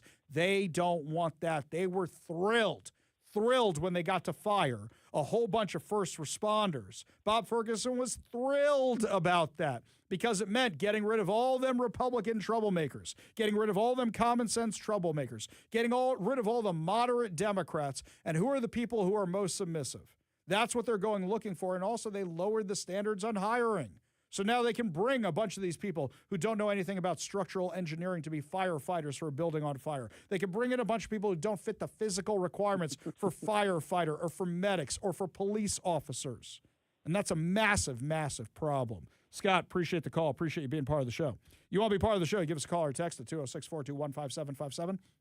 That's 206-421-5757. Lots more to discuss as the show continues, my friends. When we come back, more of your calls, more of your texts, more of your emails, plus Marco Rubio just shows us why he is the best at all the jobs he has and how I kind of want him to run for president. But before we get to any of that, Todd Herman's Daily Thoughtcast right now on the Ari Hoffman Show.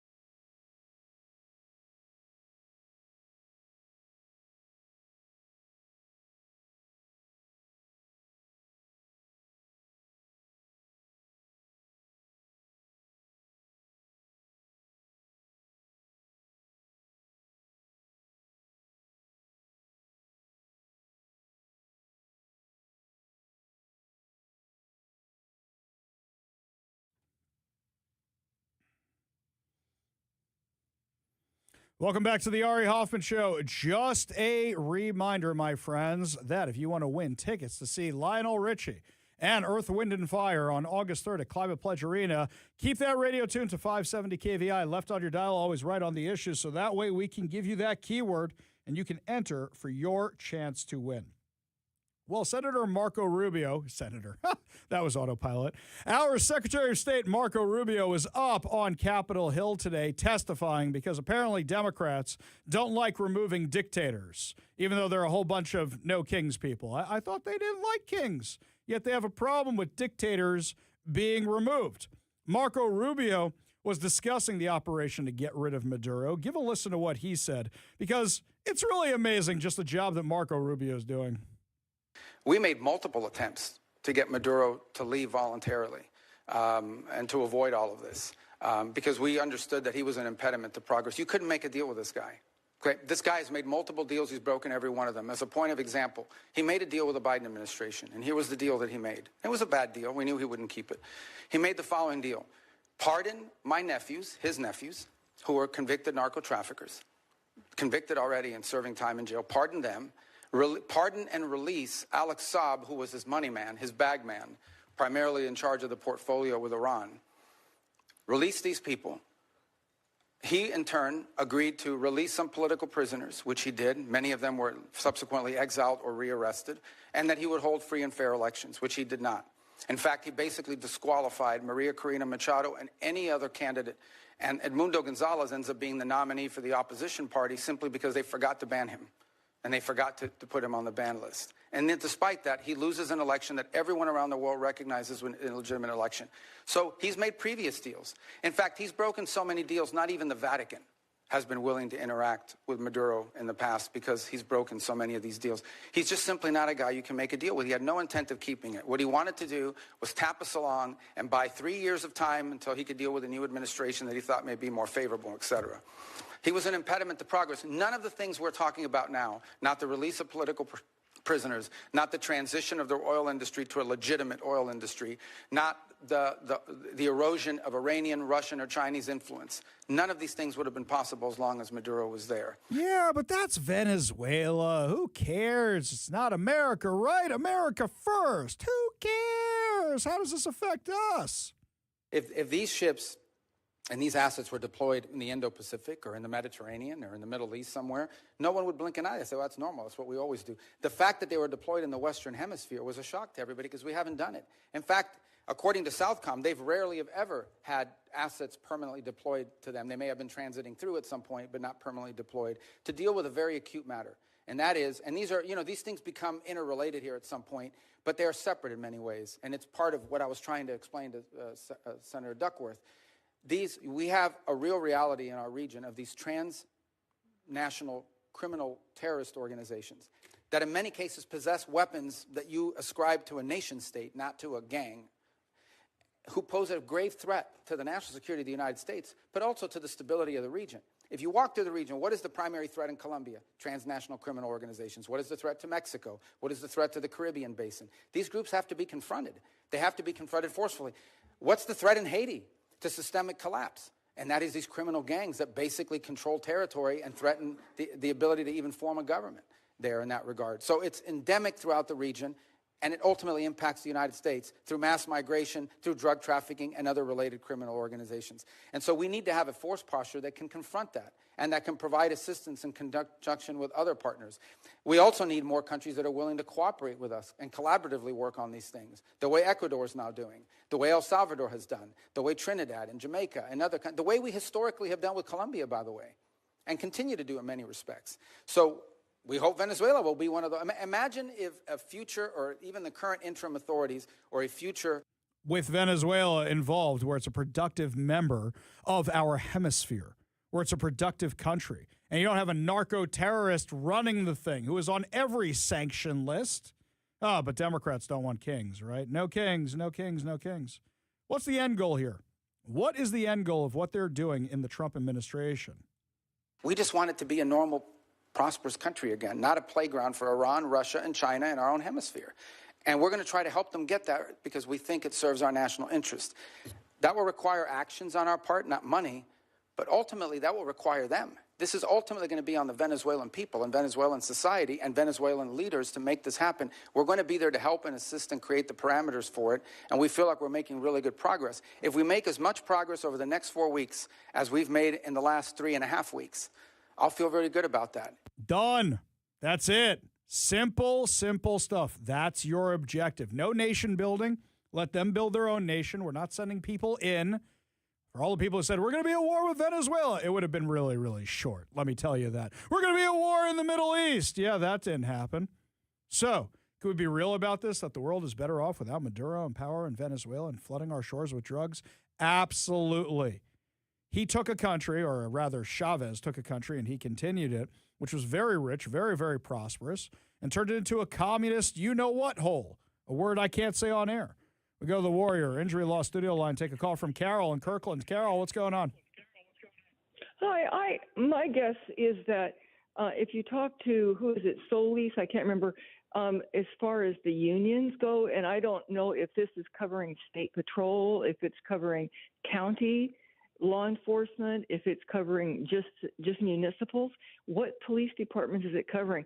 In reality, the mask thing, remember, under COVID became personal, could not be mandated. All that stuff failed in lawsuits. So there's standing law. Our Washington state legislature, as everybody knows, makes crap up, and it goes through and it gets signed, and then it has to go to court. But the bottom line is we can't be without police. So hopefully, the unions and the civil rights of the police of the individual policeman it's a clear violation. It's already been adjudicated. So to me, can you get some of the union guys on to talk about it? Absolutely. Maybe talk to somebody who's working on the civil rights. I'll tell you what, just for you, I will reach out to ICE, and I will reach out to the Seattle Police Department and a couple of other police departments we have relationships with. I'll reach out to them and ask them what this means. Yeah, but what this means in the short term, Carol, is that they may have to, look, you and I know how long it takes for these cases to go through the court, right? It takes a really, really, really long time. So here's the thing. We need these cases to go through. Odds are it will be overturned. But in the meantime, people are going to go, why do I want to work for this city? Why do I want to work for this state? Why do I want to be in the state while this happens? It just means less cops for all of us. I'll give you the last word, then I got to run. Okay, I don't think it's going to go that far. I think they'll get an injunction against it because it's far too dangerous. It's crazy. Just because they make stuff up doesn't mean anybody has to do it for 5 minutes. Yep, and I think you're 100% right. I think you're exactly right, Okay. Carol. Appreciate the call. Appreciate you being part of the show. You want to be part of the show, give us a call or a text at 206-421-5757. That's 206-421-5757. We go back to the Warrior Injury Law Studio line. Take a call from our frenemy, Bennett the protester. Bennett, I owe you an apology. I didn't look up that video last night. I will try to remember to do it tonight, and then I will get back to you on that one. What's on your mind today? All right, Jedi. Okay, well, I wasn't calling to nag you about the homework, but I did see a picture of. I think there's a picture on your website of young Zach with a flannel shirt or something. So ponder this: if you're a Jedi, does that make him your Padawan? Oh, I see what you did there. Okay, Bennett, you get to say your piece today because you gave me a lame pun. That's good. I like the dad joke. Very good. What's on your mind today? All right. Well, did you ever go to my X post where I told you when I was down in Portland the video of the woman standing there getting pepper sprayed by the ICE agent? And this is still the pinned post on my X. So anyone listening, go to X. It's Bennett Hazelton. You're not just search for my name. You don't have to spell it exactly right. It's still a pinned post on my profile, and it's a woman just standing there and talking to the ICE agents for about 10 seconds. She never even raises her hands. As far as I can tell, she never even shouts at them. They just look at her for about 10 seconds, and then one of the guys, before he walks away, draws his pepper spray and just unloads it into her face. And that was one of the most blatantly unprovoked things I've ever seen. It was almost 3 months to the day before the Renee Good incident, and I would defy anybody to come up with an excuse for that. And in particular, I want someone to find an excuse for why that guy was not fired and was, in fact, not, criminally prosecuted. For all the problems with the police, if a cop did that, they would probably face consequences. All right, so I'm looking at your video right now, and I'm not even going to try and defend it. Wow, you got a lot of clicks on this one, Bennett. Good for you. So I'm looking at the video right now, and I think I told you at the time, I don't know what preceded this, I don't know what didn't, but it's not a good look. okay? It's not a good look. What bothers me and why I think everybody goes into their corners, and this is a theory of mine, you can take it, you cannot take it, is everybody criticizes law enforcement, right? And then somebody like me is going to go, there's a few bad apples. I'm not going to say that. Every profession has them, right? Right or wrong? Would you agree with that? I mean, yes, it's true that people say that. And then the question is, hang on. Just hold there for 1 second, then I'll let you say your piece, then I got to go, okay? But here's the thing. Every profession has the people that don't behave the way they should. But if I say, hey, let's talk about some teachers and how we're like letting all these teachers through, I would also say the majority of teachers are not like those. But if I say that, the left goes bonkers. How dare you go offend these hardworking teachers? And I think the problem has become is that there's so much demonization of law enforcement when we look at select cases, and it is clearly not the majority. There's a lot of demonization of teachers, and I can make the case there's a lot more bad teachers than there are law enforcement, but we don't have to do that right now. But certain things are off limits to the left, and it seems like right now everything they do is trying to make law enforcement's jobs harder. And what they're doing is they're actually affecting the minority, not the majority. Do I think that somebody with a gun should be held to a higher standard? Abso-flippin-lutely. Did I say we need an investigation into what happened in Minneapolis? Absolutely. There's no reason not to. And it looks like the Trump administration is completely changing tacks and now calling for all that. I'll give you the last word, then I got to run. I mean, I think all that is true, but I would never imagine somebody on the left defending a teacher who drew a can of pepper spray and unloaded it unprovoked even into a student's face, even if that student was mouthing off to them. Well, hang on. Just for that, I will say is that we literally did a story on the show. I think it was while you were out of town, so you might have missed it, about a teacher who literally beat up a kid. And there were teachers defending that teacher, including unions. I know they do what they have to do because they're the union, but a lot of it was covered up and concealed from the parents. Well, at least that person faced consequences. I mean, the ICE agent in that video, the outrage is not just the fact that it happened. It's that there is no indication that he ever faced any consequences for it at all, much less got fired, and what I think should have happened should have faced criminal prosecution. And there is a real chance that if the administration had taken a stand then and said, we do not tolerate this, regardless of what federal agency you work for, this person is going to face consequences. If you do something like this, you're going to get fired. Well, it's possible we don't have the fatal shootings that happened about 3 months later. I think that's an interesting line to go down, but we're going to have to leave it there because I got to go to break. Bennett, always appreciate the mental jousting we have together anytime you call. Appreciate you being part of the show. You want to be part of the show, you give us a call or text at 206-421-5757. That's 206-421-5757. When we come back, what other no good stuff is the Washington legislature up to? Everything they can do to put your safety at risk. We'll tell you about it when we come back. You're listening to the Ari Hoffman Show on Talk Radio 570 KVI.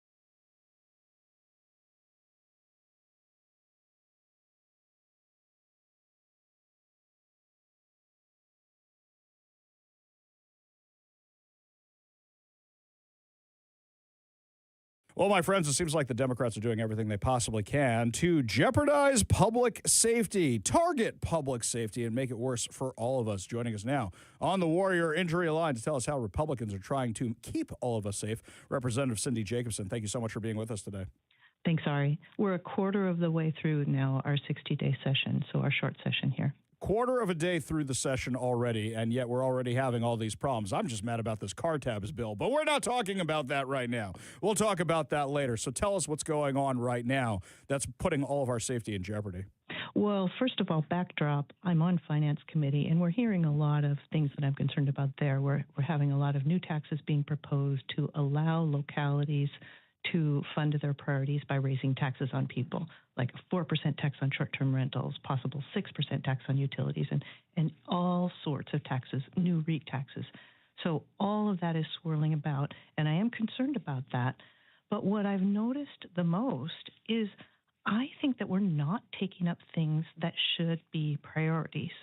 I've had a bill out there, House Bill 1074, hit and run resulting in a death, believe it or not, is eligible for a first-time offender sentence waiver.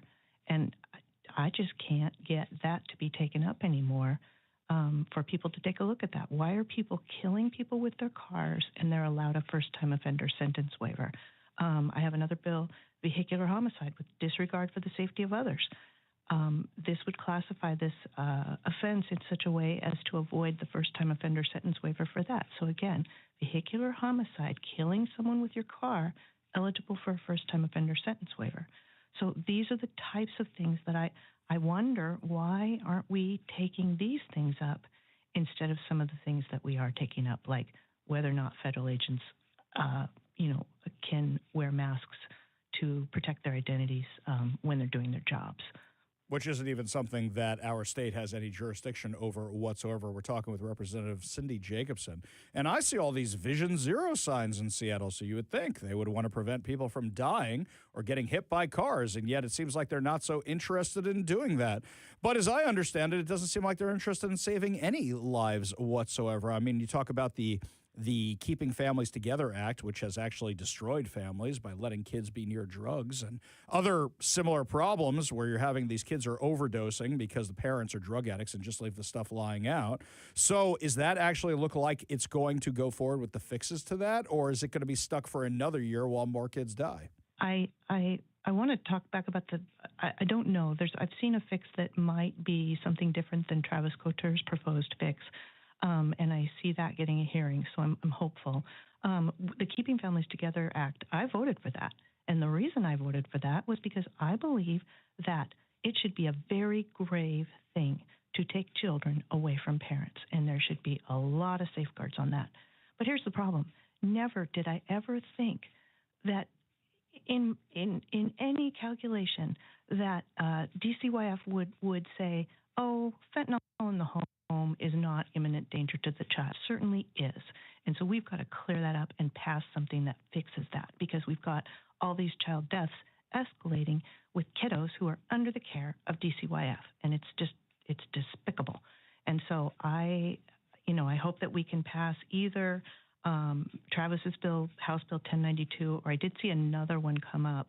And I'm hopeful that we can say that fentanyl in the home is an imminent danger to the child and not use the Keeping Families Together Act as an excuse to not do our jobs and make sure that these children take these children out of these homes, get the parents the treatment or whatever it is they need, but get them out. So that's what I'm hopeful for. In the last few minutes we have with Representative Cindy Jacobson, it seems like the Democrats are taking the side of the criminals in so much of this legislation and letting all of us suffer instead. What do you think is the path forward here? Because it seems like certain Democrats aren't changing their mentality anytime soon. How many more people have to die before they realize there are serious problems with a lot of this legislation? And meanwhile, they're spending all their time virtue signaling against the Trump administration, the federal government, which actually has nothing to do with us right now. Yeah, I've heard in every one of my committees indictments against Trump, and we are not following the federal rules that he's laying out there. For whatever reason, we're taking a stand. Well, that is going to have consequences in lost revenue. But there's a lot of bills that are not getting hearings. encampment removal that I had, tougher sentences for, Jenny Graham had this, for repeat offenders, for retail and car theft. Juvenile offenders should not get 3 diversions before the prosecutor goes ahead and prosecutes a crime. You know, 1 diversion, you mess that up, and then, you know, the prosecutor should prosecute that. And that's kindness to the juvenile because, you know, they're wrecking their lives. And so if we nip things in the bud, maybe they can get off on a right path. Let's not let things go by. 1902, let's not have early release for people who commit crimes with a firearm. We talk about gun control. Well, if somebody commits a crime with a firearm, let's not give them early release. There's just a whole slew. I've got a whole list in front of me of bills that have just not gotten hearings or not gotten any attention. And I think it's, as I was entering session, and just at the beginning of session, I just started to think, this is really a pattern, and it's troubling. Yeah, it absolutely is, because it seems like the Democrats just care more about the actual people committing the crimes, the criminals, than the victims themselves. Representative Cindy Jacobson, thank you so much for trying to keep all of us safe with your work in Olympia. We really do appreciate it. Appreciate you. Thank you. We got a whole lot more to discuss as the show continues. You're listening to the Ari Hoffman Show on Talk Radio 570 KVI.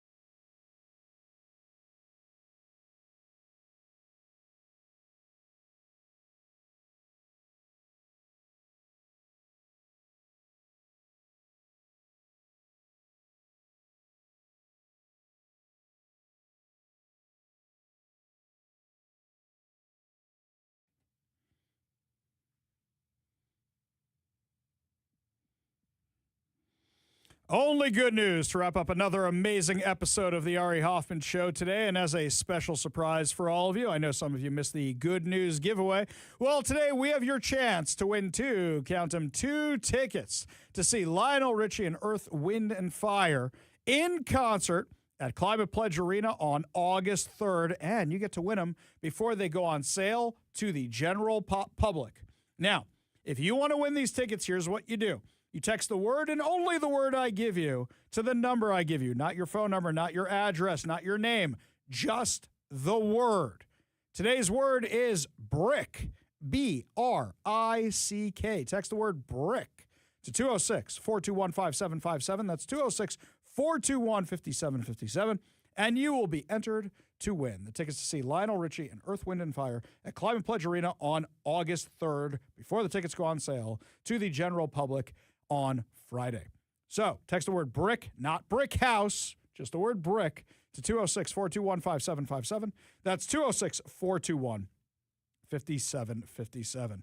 Well, all anybody can talk about around here is the Super Bowl for many different reasons. But I saw this story over here from King 5.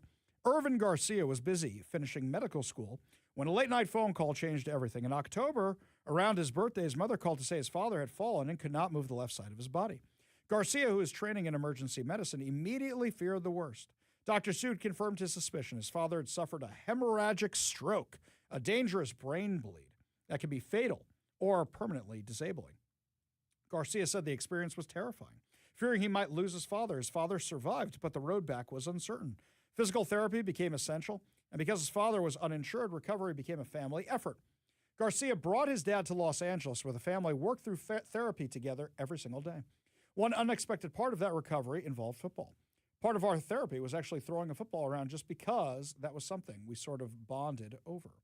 Well, they threw passes daily, so we just throw the football, and he progressively got better and better and better. And the first time he ever ran was actually at the beach, us throwing the football.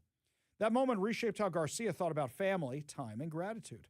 Garcia is just months away from graduating medical school at UCLA, became the first doctor in his family, and his parents spent their lives working and sacrificing without ever stopping to experience moments for themselves. After the stroke, he decided that needed to change. When the Seattle Seahawks advanced to the NFC Championship game, Garcia quietly bought tickets. Told his father and brother they were simply heading into Seattle to watch the game from a bar, something they had done before. Instead, Garcia started walking towards Lumen Field. Standing outside the stadium, Garcia pointed his camera at his father. No explanation was needed. I just pointed the camera at him when we were right outside Lumen Field and just kind of look into it, and here we are. We're going to this game. The surprise quickly went viral online. Viewers were drawn not only to the shock on Garcia's father's face, but also to his vulnerability. Garcia said his dad was moved to tears, reading the thousands of supportive comments. Especially in a household he grew up in with a lot of Latino men, he said this isn't something he was used to be doing, which was getting all emotional. He said he's happy there's so many people out there being supportive. Inside Lumen Field, the moment turned into something even bigger with the Seahawks victory, sending them to the Super Bowl. And for Garcia, he said the outcome mattered less than what it represented. He said it was so cool to see so many people unified in one big area, cheering on our Seahawks. As the video spread, strangers began calling Garcia's father everyone's dad and urging someone to send the family to the Super Bowl. He said the attention they've been getting has been overwhelming. More than a football story, Garcia said the experience reinforced a lesson he hopes others take to heart, especially people pursuing demanding careers. There's a push gaining attention on Instagram to have the Seahawks send Garcia and his father to the Super Bowl. He said, both my dad and I have never had this approach of feeling like we're entitled to anything. We've always worked for what we got. And a GoFundMe has been created to help not send him to the Super Bowl, but to help his father's medical bills. What a great story. Well, my friends, that's going to about wrap it up for us today. But fear not, we will be back tomorrow broadcasting live from Olympia. And don't forget our big announcement at 4:45. We're going to have tons of exciting guests, tons of insane stories, and a whole lot more. Plus, you never know, will I actually get my press pass or not before we get down there? We'll have all that for you, plus so much more. You've been listening to The Ari Hoffman Show on Talk Radio 570 KVI.